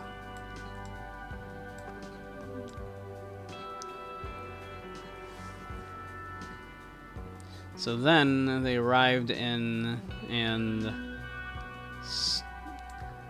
stole the crystal, disguising it as a something else.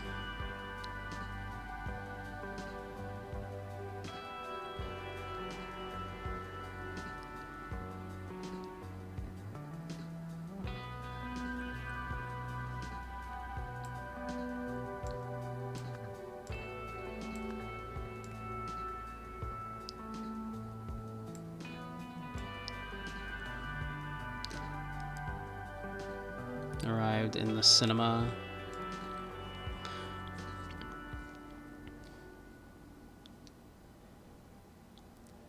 Arrived in the cinema, disguising it as a costume.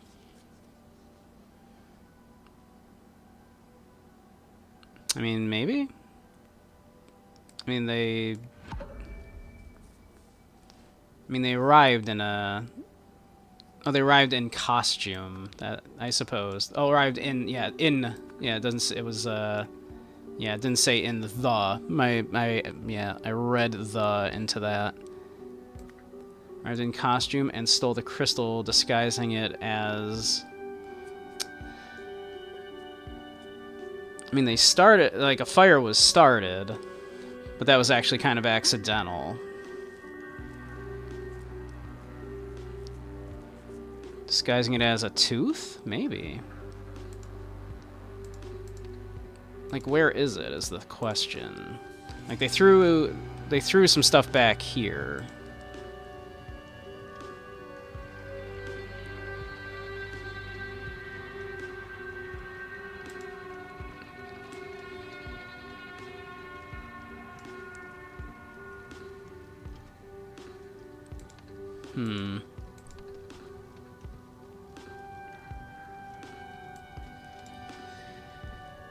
Using a red crystal to enhance the projector. Weird lady sent Agitami to buy it, but he was banned from the cinema, then arrived in costume and stole the crystal, disguising it as a...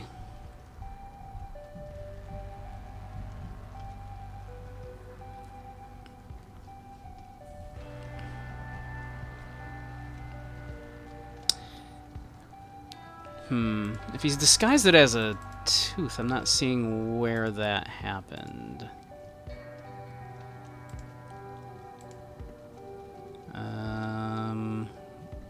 Let's see.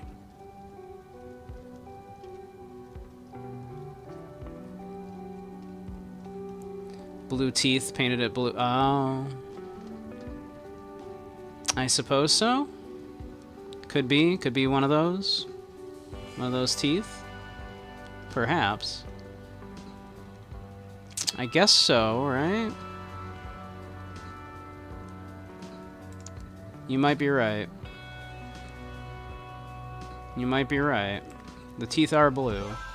Yep, that's it. Okay. Is that the only clue to that? Was that the teeth are blue?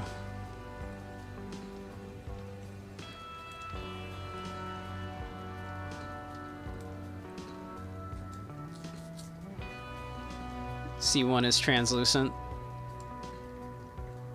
Oh, you're right. Yeah, one is ever so slightly. That's so faint.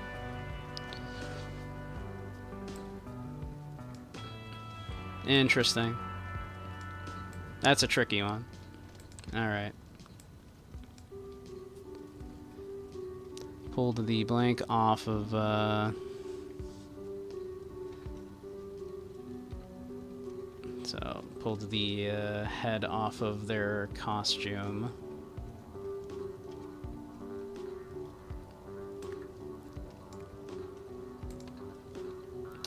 So let's see. So that was in order to escape. Whoop. In order to escape a car crash, I guess. That did happen. They then pulled the...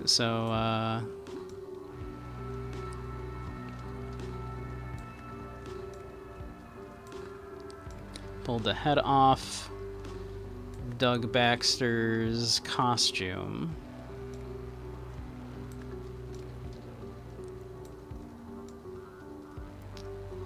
This started a fire. So the patrons tried to, I guess, escape. Bland, black, cut, blues. Tried to escape.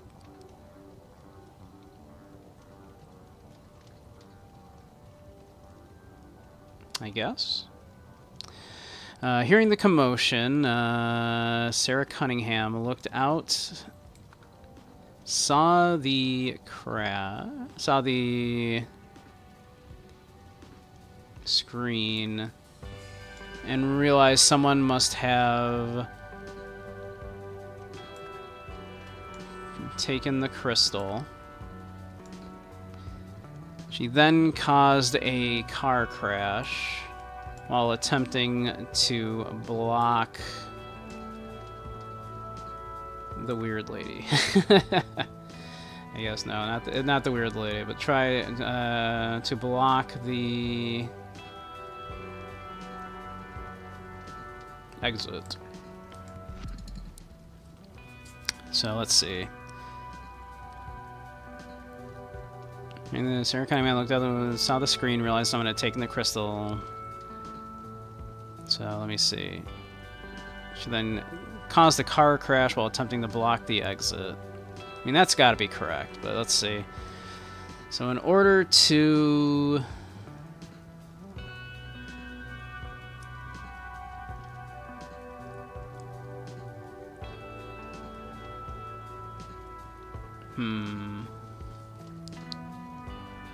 Oh, you're so right. That was the bet. Yeah. That's so right. You're actually so right, yeah. That's the winning, yeah. They didn't do that as the distraction, yeah. To win a bet. So that was actually, Jenny, right, that did that? Yeah. Yep, that was Jenny Chen that did that.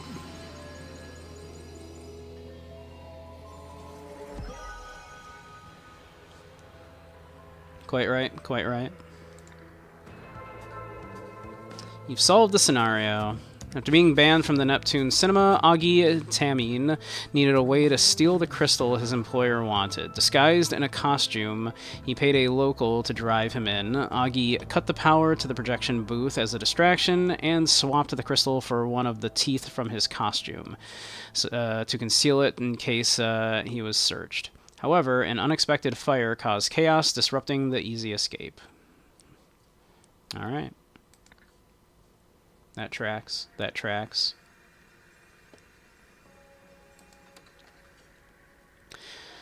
Host, what makes you think you'll succeed when no one else has? The interviewee. Unlike those who've tried before, I understand that the idol is more than the sum of its parts. To reassemble it successfully, one first needs a deep understanding of the universe. I see. And how do we know that you're not just another fraud hoping to cash in on the next cheap knockoff? Feel my energy. Be present with me for a moment, and I invite everyone at home to do likewise. You see? Now you know. Okay, then. I suppose the listeners can make of that what they will. Mm-hmm.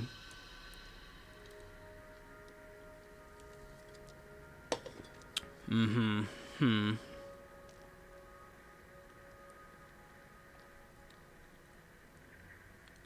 Hmm.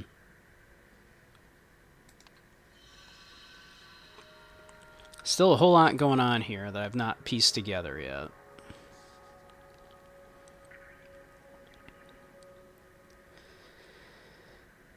I mean, this is almost certainly reassemble the golden idol, the mythical golden idol.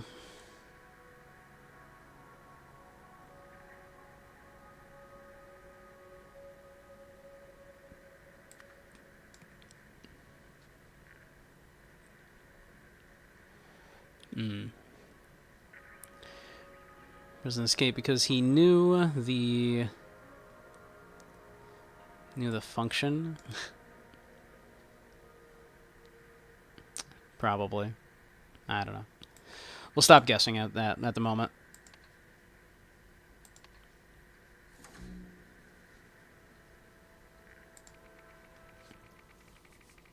Going once, a shocking murder at the auction house.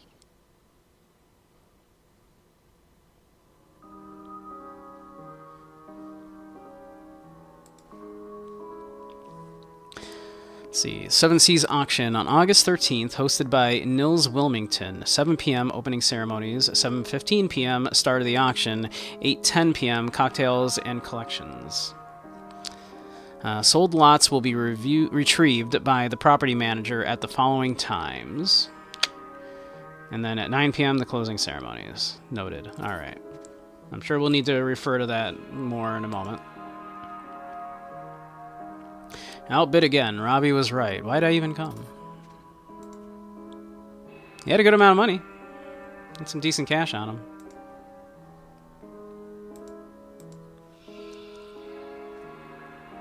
Get on with it. The next lot's the one that matters. How much does she got on her? Quite a bit. Good chunk. Good chunk.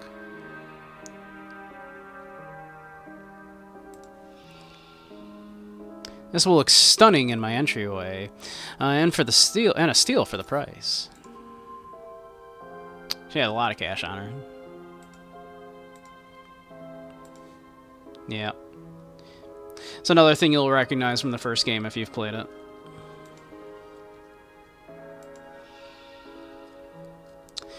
Museum doesn't need an Albion relic anyway, but perhaps I'll bid on the Adrian lot. Alright, got a checkbook. Disgusting mask. I failed to rescue lot 1. Rescue lot 1. Yep. But lot 4 will return with me to the motherland.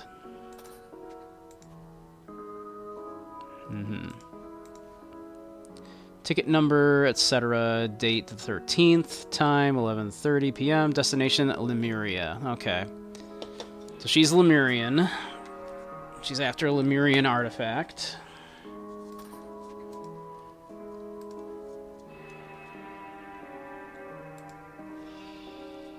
Going once, going twice. Sold to the movie star.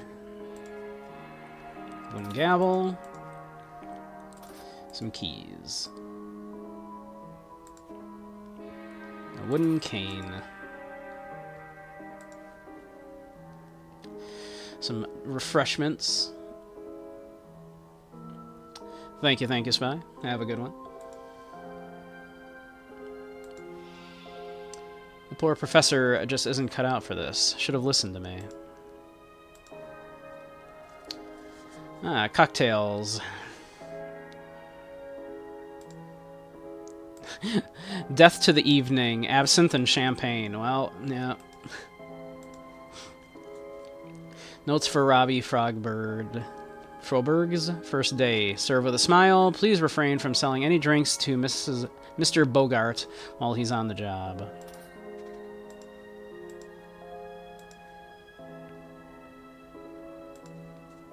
Let's see.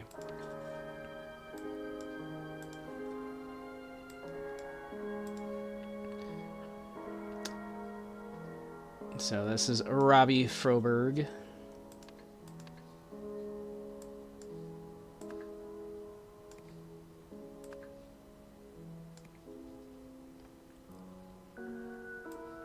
Please refrain from selling drinks to Mr. Bogart while he's on the job. I assume that's him.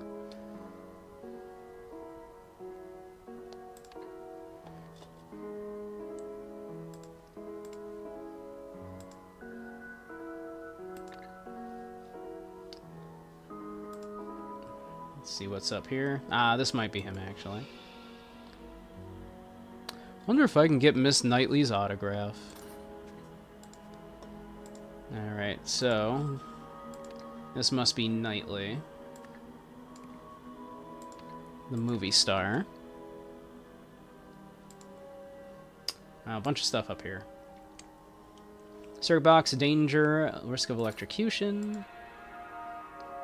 So we should probably... remove that. I'm guessing that's actually a security guard if I had to guess, but you know.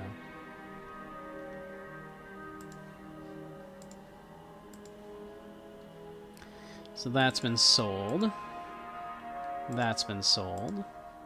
That must be the one currently being looked at. This looks like the one that was taken from...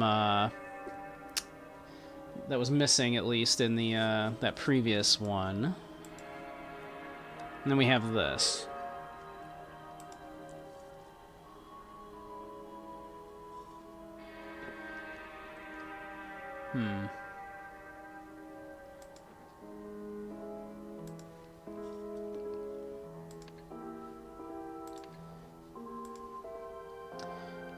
Alright, let's see. What am I... there's got to be some more stuff to look at here.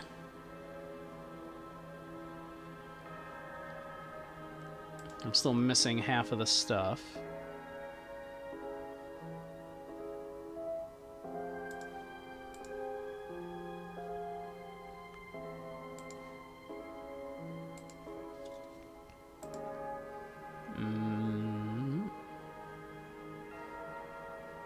Let's...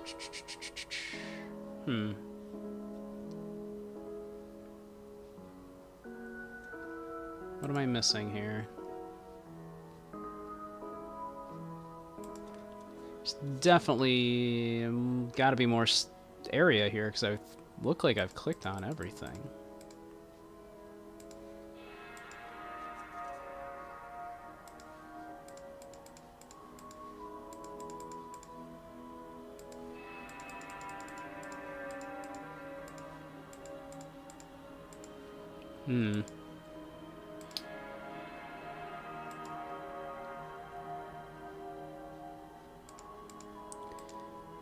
Oh, there's a little thing here.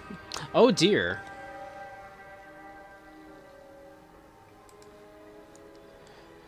What do you do? Alright. Bought by bidder A4 for this, you know, etc., etc., etc. Alright, I'm sure that'll be important in a moment. An esoteric totem.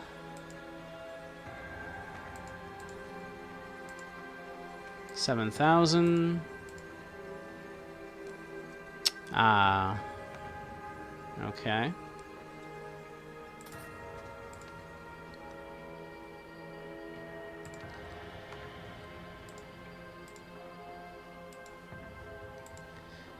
Let's see. So lot 1 bought by bidder A4 for $65,000. So, and that was with a check. The only person that had a checkbook was her.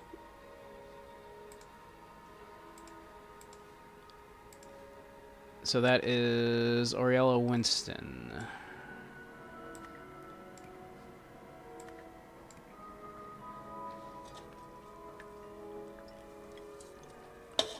Okay. We're probably going to have to do math. I have a feeling we might need to do math. This angers me. Oriel, please calm down. A seal.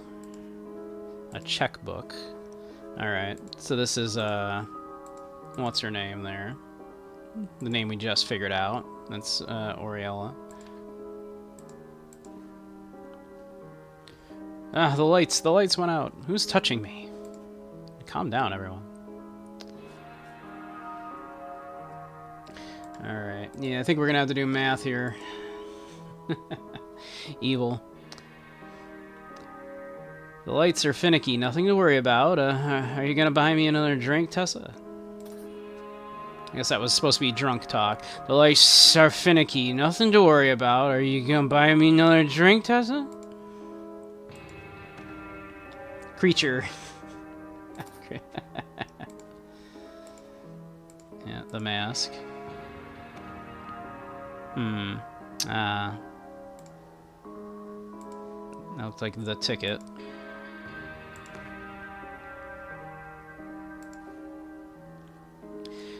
To my biggest fan, Erwin. Stay sharp, Summer. Okay, so... she is Summer Knightley. And the security guard must be Erwin. I'm going to guess that he's probably the one that we were told not to... that the one dude was told not to serve. But while he was on duty, but... may not be the case. Might be the auctioneer.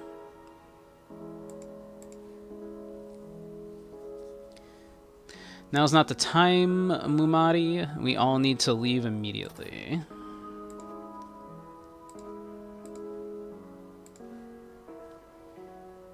Statue pushed.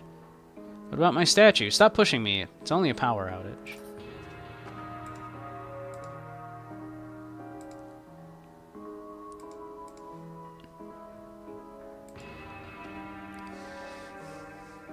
Mr. Toussaint, Death and Eve, Miss Dasliva, Martini, and Miss Navari 3, S's. Jeez, goodness.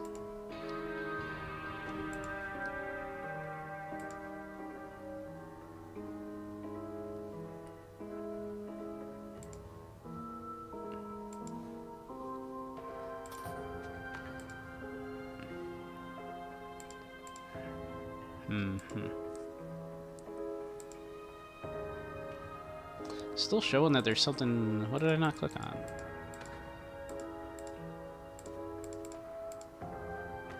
Okay, there it goes. Alright. Still a couple things I didn't click on? Ah, in here, must be. No, I definitely clicked on these.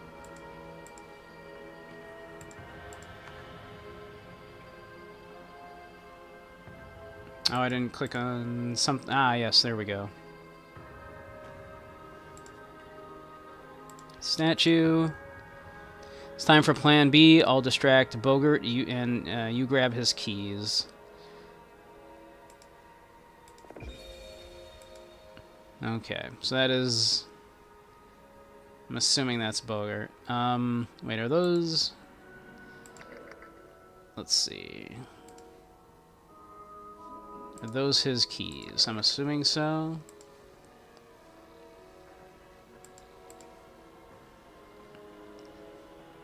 He's still got his keys.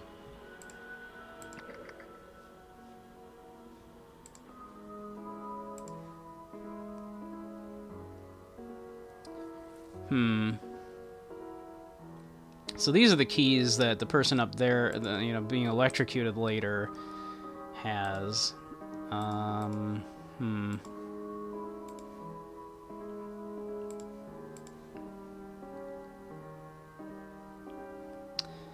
Alright, so someone had 3 of those 7C specials, ordered 3 of them, so bought a bunch of people a drink.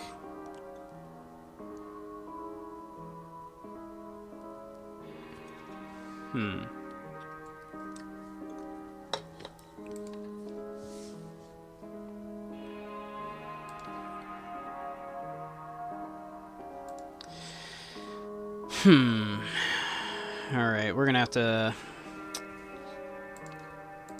do some finagling here to figure out who's got what drinks and whatnot here. Alright, so you purchased whatever that is.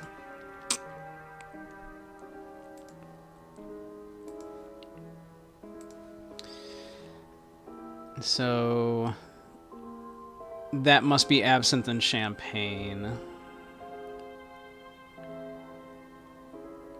Which is only $10.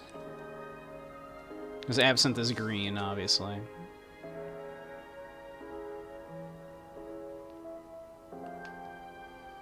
Yeah, we're gonna have to, like, do some math here or something, I think.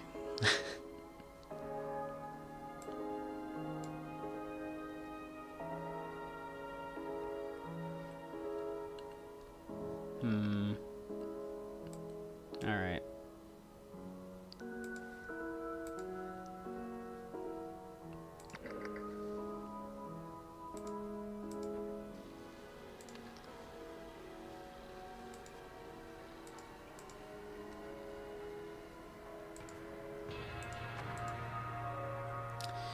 So yeah. So she bought that for 6,500.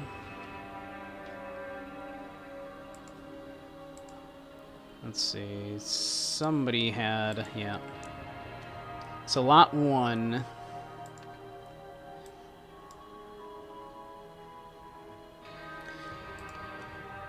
Lot 1 was bought by you.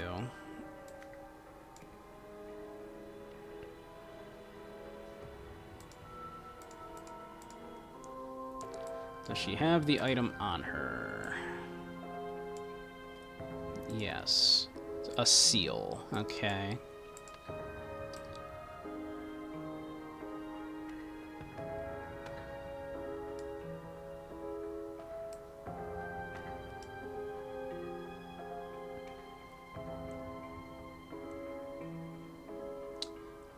Seal.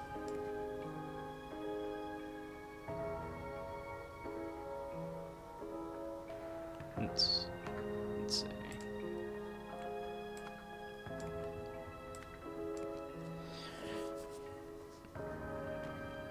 Let's see, and the origin of that...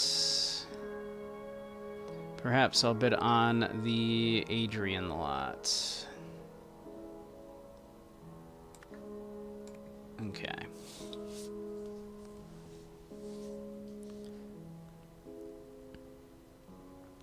Alright. So you won the mask.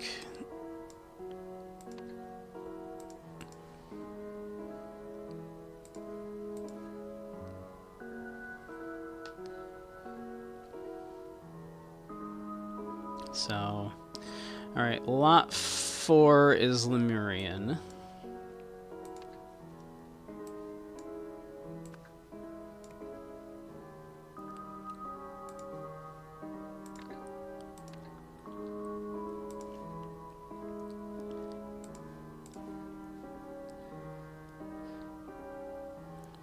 Let's see.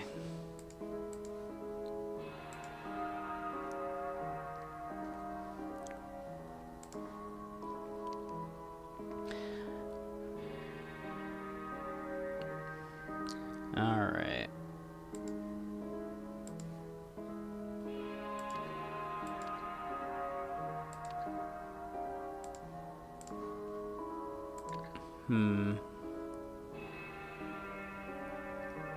So this is Albion.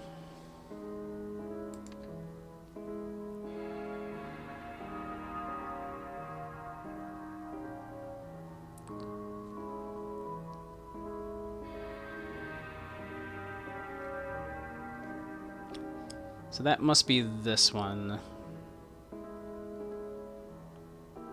So no, she's talking about a like one that's gonna happen later, like after this one. So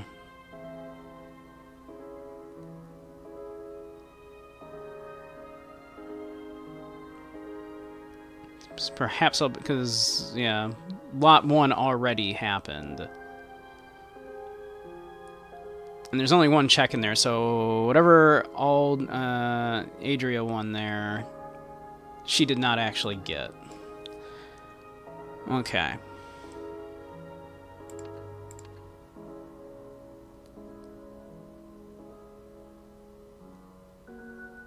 But this one...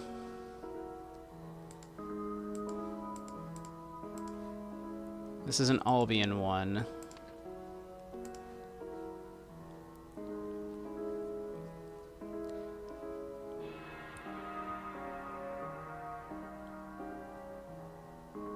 Opening ceremony, start of the auction, cocktails and collections.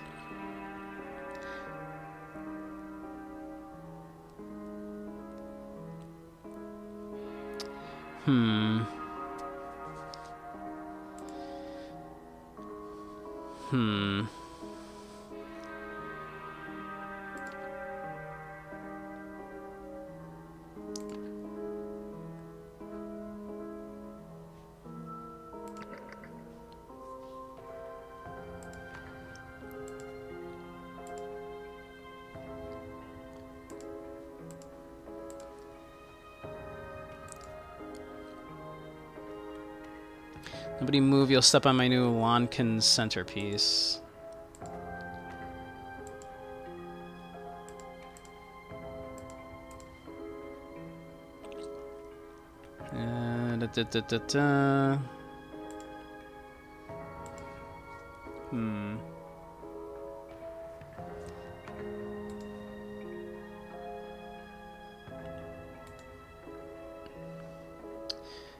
Okay.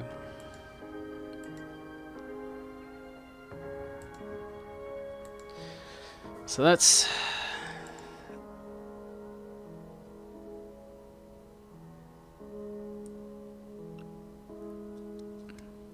So that's the security guard.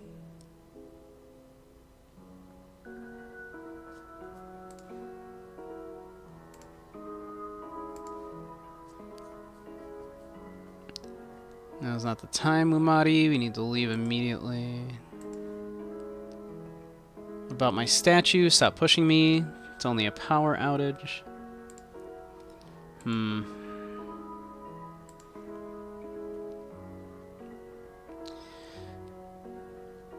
Alright. Well, she's got the martini. Miss Dulcie. And she got a statue.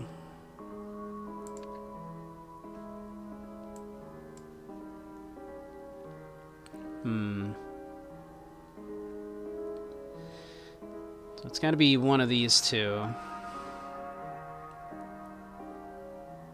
That must be her, right? She got a statue.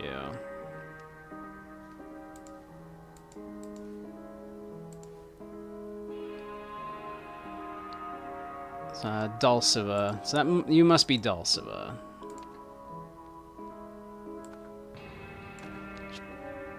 Might be a last name, I'm not sure.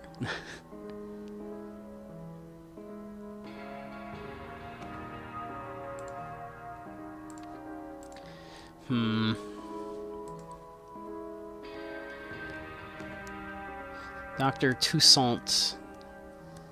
Got the Death in Eve. Which is that.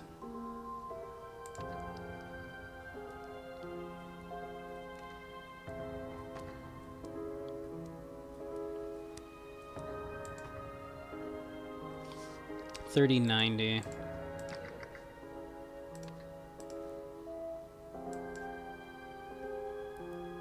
Yep, so that's him, because he came in with 31 and he still has 30.90 and all he did was buy the $10 drink. Hello, CB, welcome.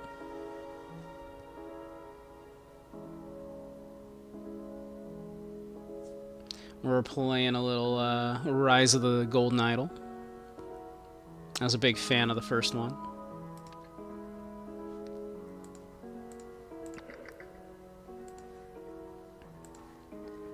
So, this is Toussaint, then.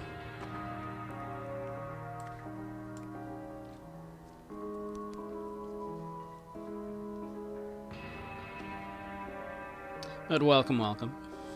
Probably be wrapping up shortly-ish here. It's been almost 4 hours. We've gotten quite far in it so far.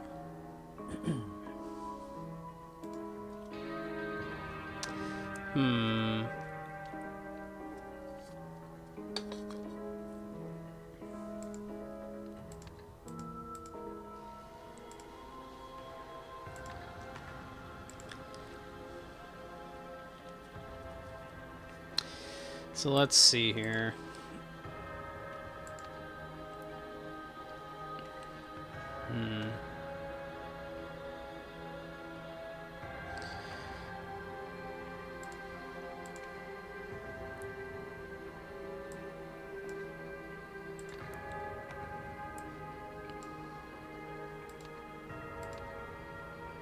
Let's see.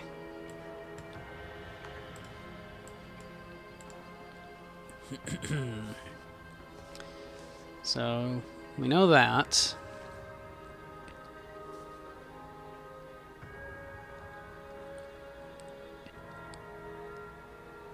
Lot 2 by Bitter S. I wonder if these are by name, then.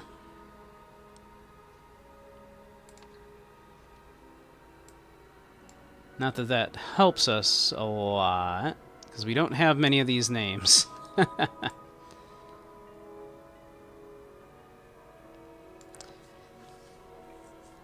So, one of those is Summer. Summer, like, did buy one of those too. So let's see.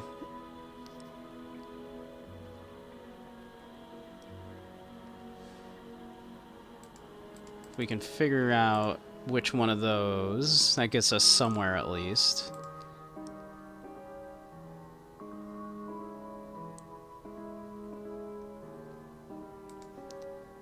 Alright. Now if we can figure out which one of these is Summer. So that's not Summer.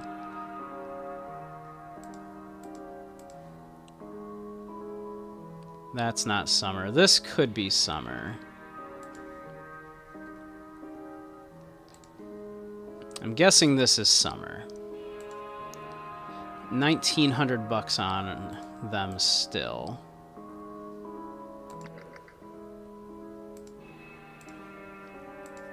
They had 26. And they didn't buy any drinks. So they spent $7,000?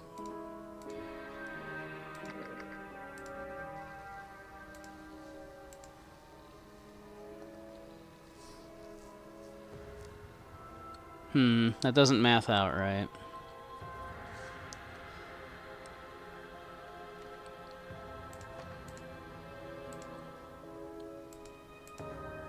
Maybe this isn't summer?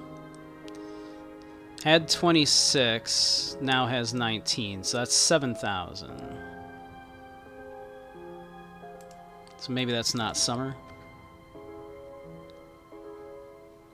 We know that's not.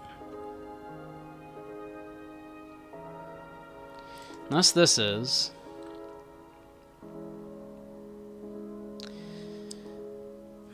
So if they had 26... But that should be whoever bought the Death and Eve. Yeah, that should be Dr. Toussaint. Because the Death and Eve was 10 bucks.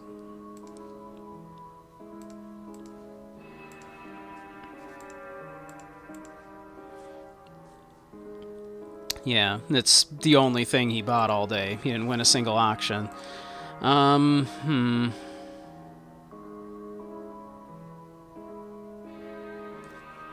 Interesting. Yeah, this is fun. Having a good time with this. It's very thinky.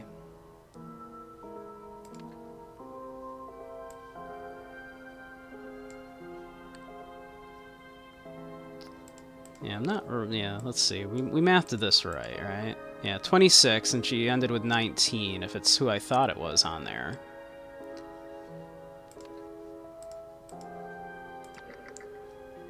So unless it's,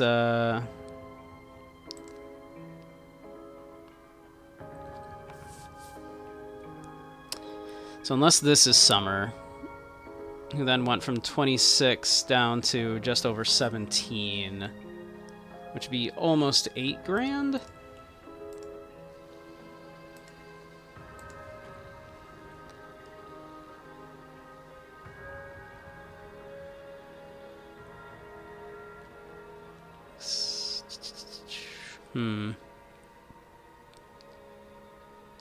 Unless Summer bought one boat. Wait, did Summer win both of these then? 2 and 3, perhaps? Does that work out? If Summer bought 2 and 3.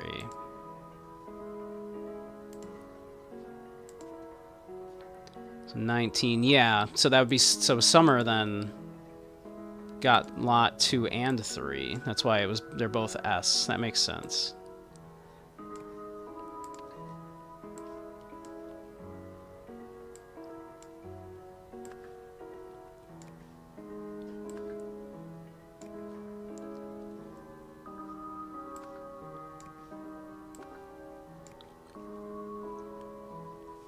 That would make sense.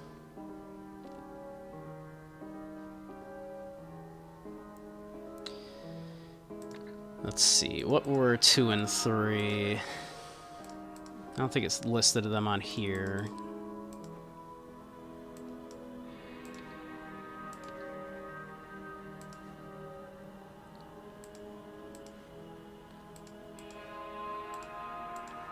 Alright, so that's the seal.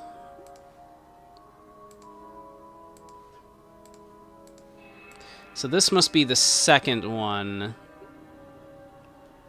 So Summer probably must have bought that one, right? Yeah. So okay, so the second one here is the creature.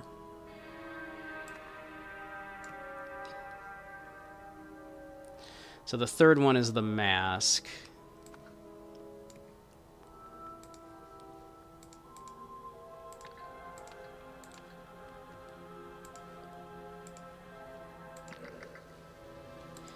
which I think just says it's a creature of unknown origin.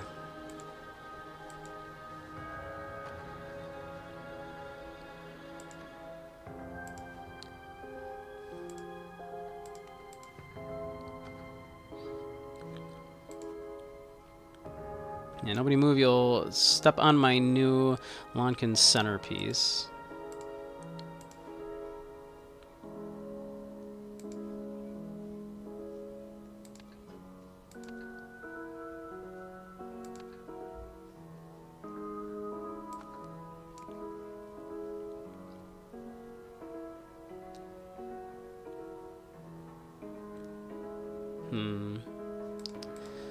So, theoretically then, I think we know then... Museum doesn't need an Albion relic anyway. So this is Albion. The mask is Albion, right? Did we put that down? I think we did.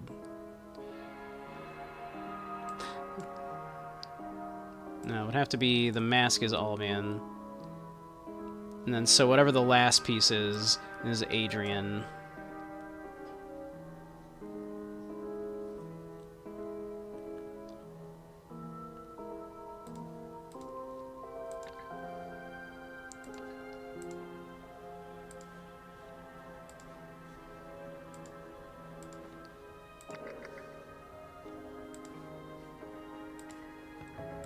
Alright. Creature of unknown to science. Mask. Yeah.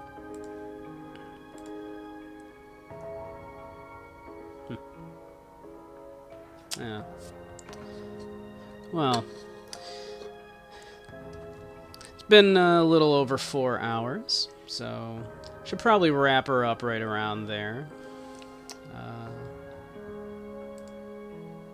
But hey, thanks everyone for popping by and hanging out tonight while and thanks for indulging me while I play this game. I've been very excited to play it. I loved the first game very, very much. Let me pop some links and stuff in here for you. In case anybody's out there that doesn't know me and wants to join any of that kind of stuff. If you don't know, yep, I'm Beige Samurai. I stream a lot of retro games, indie games, as well as do a lot of stuff in VR. I usually stream on Twitch, but we're here at YouTube for a little while. We'll also probably be checking out Kick for a little bit before we head back over to Twitch. So if any of that kind of stuff sounds interesting to you, do stick around.